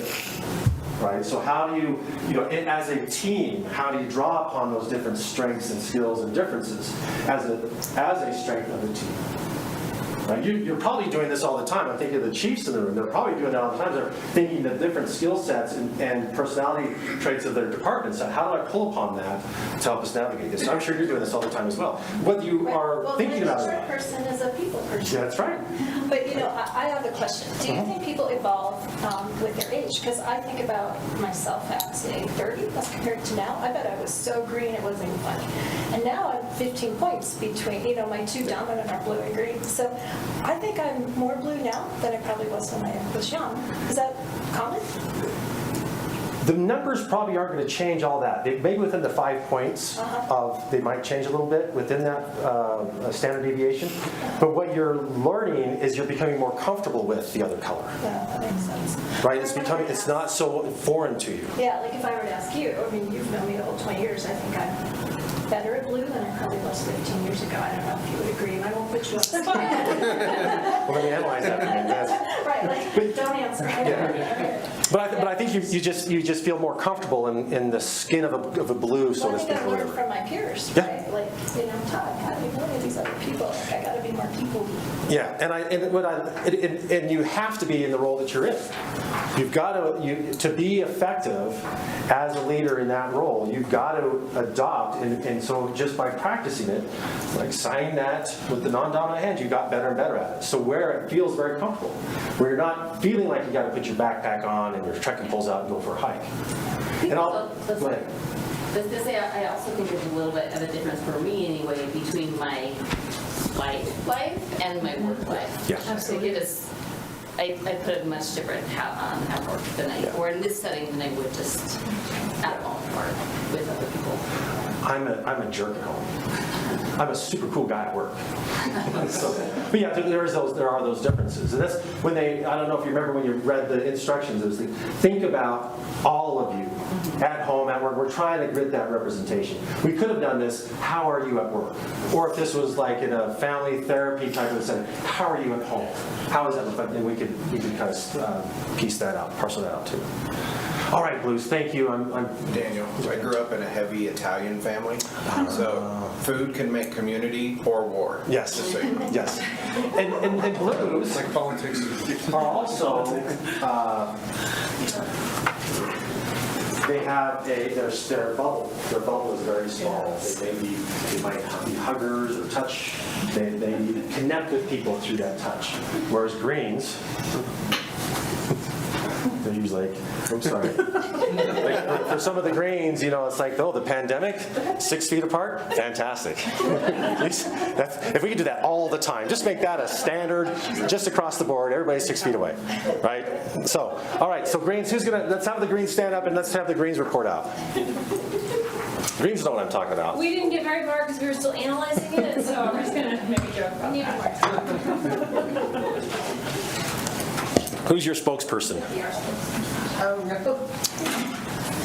Might be in Oh, yeah. Jim, we'll nominate you. Well, like I said, we were still analyzing it.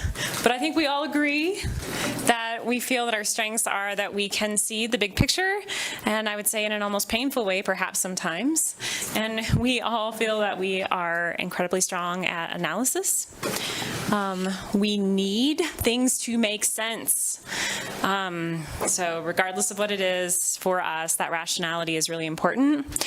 And we value context. And so context, which can include data, but only if it's good data. So we landed on that point. Our joys, we share a love of puzzles, problem solving, and actually creating anything, just so we can be probably intellectually stimulated. And we like to build things, actually. Yes, we do. And our values include accomplishment, which is we want to make sure we tell you that's not achievement, because we don't care if you think we achieved something or not. We need to feel that internal accomplishment. We are highly independent, and we tend to have exceptional ethics. I don't know what you would say about all that. We're so independent that we get in trouble sometimes. Sometimes. Yeah, we have to set up maybe some guardrails. Yeah. And that independence is like, so when you're working with a Green, give them, this is the big picture, this is what we want at the end, this is the outcomes or objectives, and then let them go and they'll figure it out. They'll create whatever you want, and they'll come back and they'll find their process. Does that resonate? So when you're having a meeting, so we know Blues, they're bringing the goodies, right? The breaking bread. Greens, we're bringing the data. They're bringing the data. And ideas. So if you need to make a decision at a council meeting, and look, this is going to be a heavy decision, we're going to send out the council packet ahead of time to allow time for the Greens to read over, process it, analyze it, think it through this way, that way, so they can come prepared to make a decision. That's why we like to have noticed meetings, right? And it might take you 6 meetings. This is like I want to prepare for me. Yeah, so you're always here like my 20 little minutes early. Yeah. So if you're in a meeting, not like a public meeting where you have notice and all that stuff, but normally in a meeting, if you try to press them to make a decision, they're just, I just don't know enough. Give me some time to think about it, right? So knowing that about them, don't press them or push them to make a decision, because they won't feel comfortable with it, or the answer default will be no. Let me think about it. Let me process it. So I don't think that's fair. I'm just going to stand up and say I don't think that's fair at all. I think it depends on the type of decision maker you are. Okay. And I think there are deeper undercurrents, and depending on where you're comfortable, because there's like that Myers-Briggs component that is like, are you stable or chaotic? I don't know. Like it basically measures like what level of decision-making comfort you have. I think that really goes into play in terms of how much data any of us would need. So I think that can be pretty individual, honestly. Huh? That's the blue one. Oh, is that what the blue is? Yeah. She just proved the understanding part of the needs. Yeah. Like she had to let us all know. Right. No. I feel pigeonholed by that. No, I get it. Yeah. Yeah. So, thank you, and yes. Yeah. But yes. Yeah. Yeah. Any questions for Greens? Do you guys do jigsaw puzzles? I hate jigsaw puzzles. I like the process of puzzles, but I hate jigsaw. I hate spatial. Thank you. Gold is next. Or our gold friends. We should brought it all. I wrote it. I wrote it. All right. So that's where I thought you guys were the winners.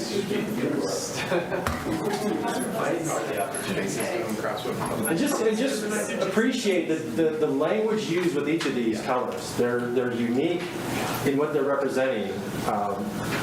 Yeah, so just be aware of that too. So, have at it. Yeah.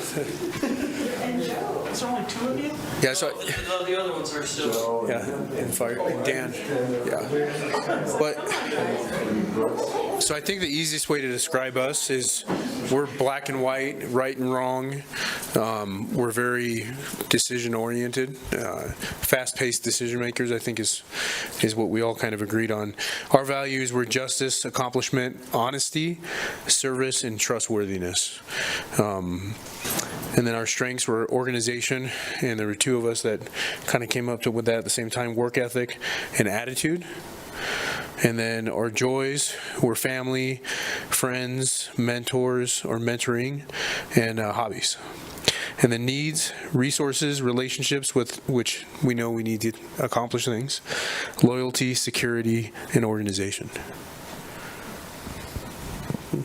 Well-rounded.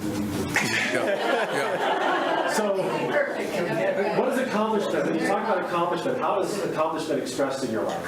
How is that reflected? Or I think accomplishing goals, and we talked about having checklists. Like one of the things that most of us, I think, do is actually come in, have a checklist. Like I'll do it on a sticky note. I'll have 5 or 6 things that I'll either list the night before in the morning, and I'll check them off as we go through the day. And we even talked about we want to feel accomplishment so much that if we do something outside that list, we'll write it on the checklist and then just so we can cross it off. So, yeah. Yeah, and nothing of you do that. Yeah, I do that. Well, I don't have this checklist at the beginning of the day, but then when Lita comes in, I start writing my checklist. Yeah, we're very organized by time, so if we don't have a calendar invite, we probably don't prioritize it. Yeah, but if we do have an invite, we'll be there 10 minutes early probably to make sure. So I'm going to do a quick little exercise here between blues and golds. Now, as a goal, if you're walking down the hall on your way to a meeting, you're on time, right? Because being on time for them is very important. So they're on time. Someone jumps out of an office and says, hey, you got a minute, I need some help. What are you going to say? We'll be back after the meeting. Yeah. Okay, blues. Walking down the hall, someone jumps out, what are you going to say? We're probably looking in their office. Who's in there? The green is late. Just a dark emergency. Tell me more about this. Right? So I just want to point that out. The motivations are different. It doesn't make them cold-hearted because they're going to a meeting, they have commitments, they have a timeline, they've got other things that they value things differently than what the blues are saying, I'm going to help. I'm going to help you because you need the help. And those folks can wait. Where you're going to say, hey, I've made a commitment to those folks, I'm going to be there and honor my commitment, and I've got things to do, and if I don't show up, I can't cross off my list. I can't, so I got to be there. So it's just, they approach things in a different way. So I just wanted to point that out, that if someone shows up late, Because they're helping someone doesn't mean that they're disrespecting you, but they just had a different way in which they valued and then prioritized their day to make it goal. Or maybe we said, I've got 3 minutes, I can help you, but then you get caught up in whatever you're doing, and then you stuck at 90 minutes, and it's like, Then you're late, then I can't cross it off my list. I don't want to do it. And nothing warms my heart more than be able to get a task on a goals list. Yes. I know. Right? And so in our office, again, like I keep referring back to our office, we hire our program manager with the gold skill set. They are on time. They are getting things done. And so we can have those meetings, and they force us, because the other two of us are green. And so we're big picture thinking, and we'll sit and talk and have a meeting last for 2 hours and just absolutely love it. You want to strangle us, right? So they're pushing us, say, okay, and they keep getting us focused, bringing us back on task, and they focus our greenness to say, okay, well, what are we going to put on the list? What are we going to do? How is this going to be worthwhile? If we're just going to walk out of here without some task, this is a waste of time. So they're going to be task-oriented. They're going to push the group to say, okay, then what's going to be the thing we're going to do by the end of this meeting or the next meeting or whatever? Does that resonate with you good folks? Yep. Yeah. And so I really need goals in my life. They partner very well with my color. Yeah. Other questions? I just want to say this. We talked about this and said, when it's over, they're going to hand out 1 gold trophy and 3 participation trophies. Oh, I can't make this stuff up. You guys are so good.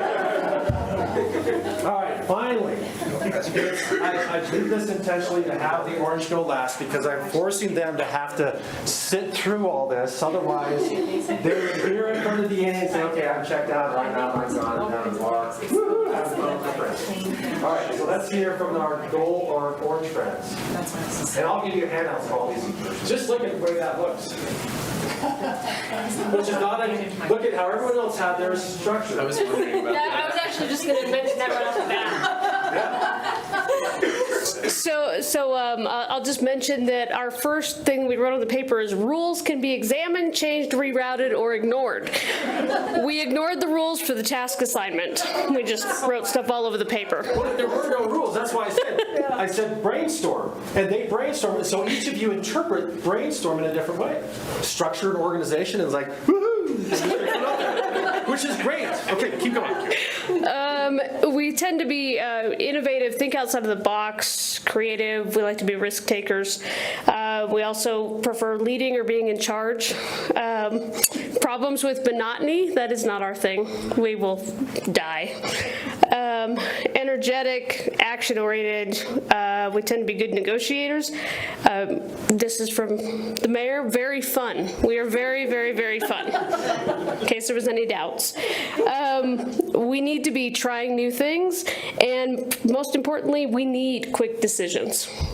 So maybe sorry, Greens. So if somebody pops out of their office and says, hey, can you help me? We'll give you a 10-second, just do that. It's fine, and we'll probably continue on our way, right? That is right. Yeah. Well, that policy is just a suggestion. It's fine. Well, it's more of a, we could try that and then do something else later. It's like instead of thinking through all the options, we'll just do one, come back. It's fine. 3 of them, 2 are elected, right? 1 staff member. Does it make sense for elected officials to be orange? No way. So when we do a lot, yes, it does. So so this is when, because I'll tell you, local government does not attract a lot of oranges. Work in the planning department, processing applications all day. Oh yeah, give me some of that. That is not getting to an orange. For you, administrative, right? You got a lot of things, a lot of plates in the air going at the same time. So that really feeds that orange. It just really energizes you, all that activity and action going on all day. And you just hear it there. Got to put that fire out. That is really compelling to you. But really, it's not attractive. Elected officials usually are the oranges, which then becomes a bit of a strain between the staff, who are going to be a lot of greens and golds, and these woo woo, elected officials, let's try this. We're like, okay, there's a state law that says, right, there's a policy. I don't know. That's never happened. Nope. So those oranges that are challenged with impulse control end up visiting with these guys. They're usually the ones saying, here, hold my beer, watch this, followed by sirens, either an ambulance or the cops saying, woohoo! They're like, well, I jumped off the bridge again. Right? So they're the ones that if they can get through their teen years, they become pretty productive. They're the entrepreneurs, they're the risk takers, they're out trying new things. They'll make $1 million, they'll lose $1 million, but that's okay because I got a new idea, I'll make another $1 million until they'll keep in that cycle until they figure out, I need to hire a blue to help me manage my staff. I need to hire a gold to make sure we've got our operations all running on time. I got to have a green to project out and forecast. And I'm going to sit back here and just make up cool ideas. And I'm going to assemble this team of all these different skill sets to help me make my business thrive. So oranges don't, they're not typically attracted into this industry. I'll do this with a large county of 100 staff, and we'll have 3 in the whole room. And we'll hear them say, everybody else say, oh yeah, we had a few of you for a while, but we chased them out. And they're like, oh yeah, we know. They're usually ones that aren't going to stick around in a job for a while because they'll get in a job, they'll learn it to competence, and then they get bored.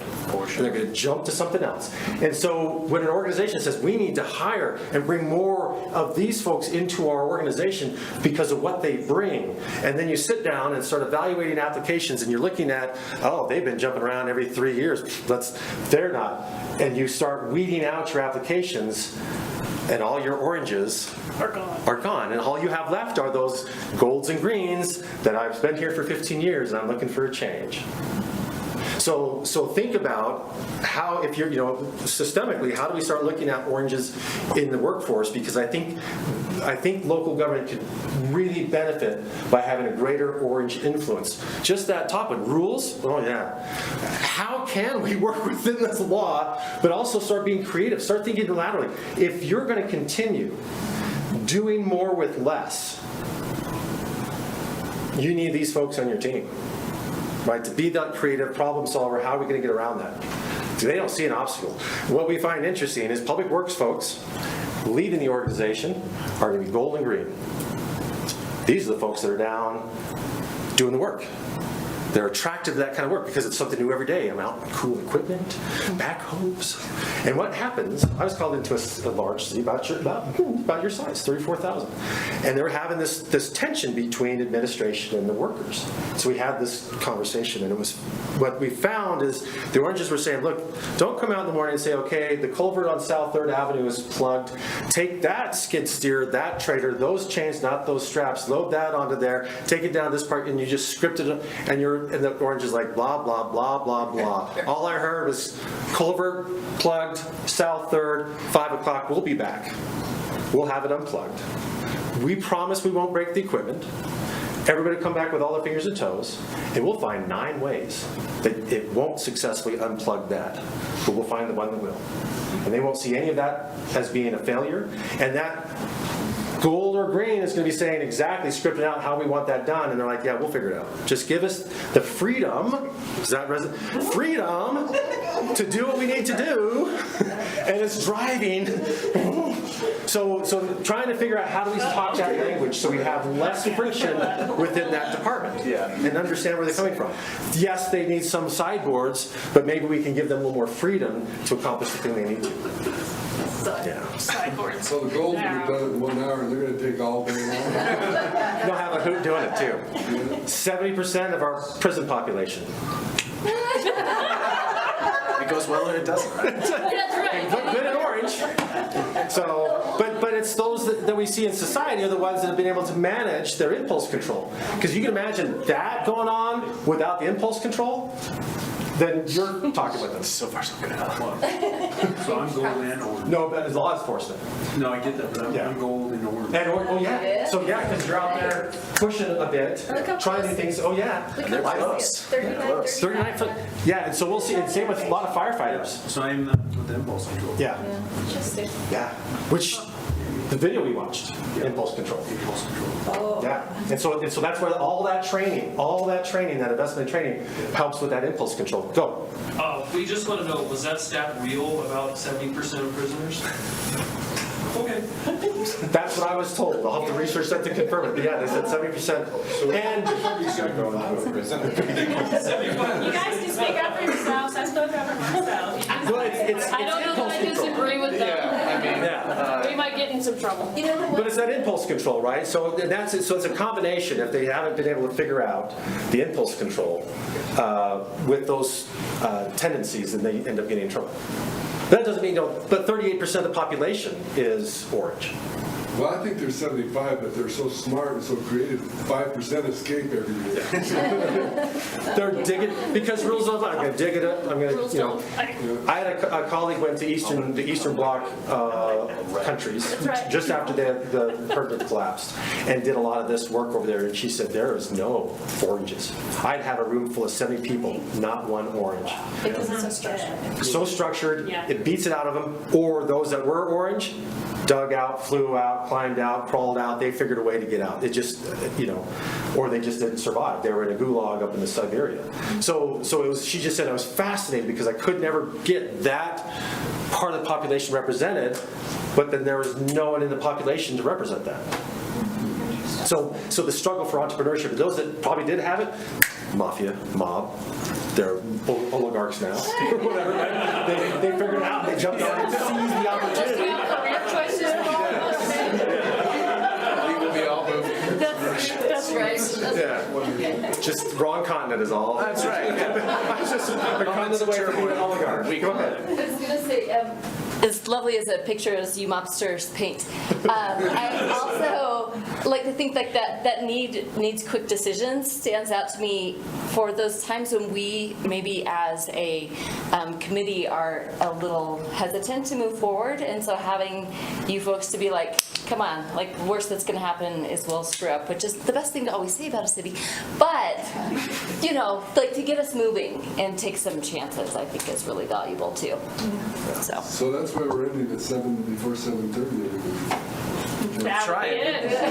It's for you all. I used to run a pretty mean meeting too. Just let's go, 2 hours or less every night. Which is fine, because I'm going to start putting on my to-do list to take it off. I made it on his to-do list. Things are going to happen now. Yeah.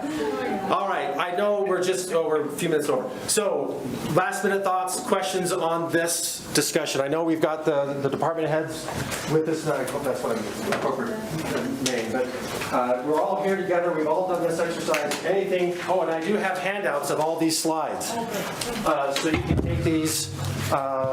You take one and just pass along. They're all the same. So you can review that as you're working with your staff. You can look at this and as they're going through, it's like, okay, Sally's here. Okay, I've kind of seen her behavior, her values, how she's been acting for a lot. I kind of get, now I can put a frame around that, and I can then start engaging and talking and interacting with Sally or whoever it is at their level. Quickly, we didn't do this, so we can skip that. Just look at these guys. Right? Hollywood's figured this out. Take about any sitcom, you can dissect a sitcom by their color. Those writers will create a character, give them a color, they'll brighten that color, put them in some coffee shop in New York, and you've got a hit TV show. There's a bunch of them. I'm going to ruin sitcoms for you. Now, because you're going to sit there and say, oh yeah, that person's so great. Oh, that was so blue. Put those blue and greens together, oh, you need all sorts of comedic humor out of that. So color's not an excuse for behavior. So don't be a criminal?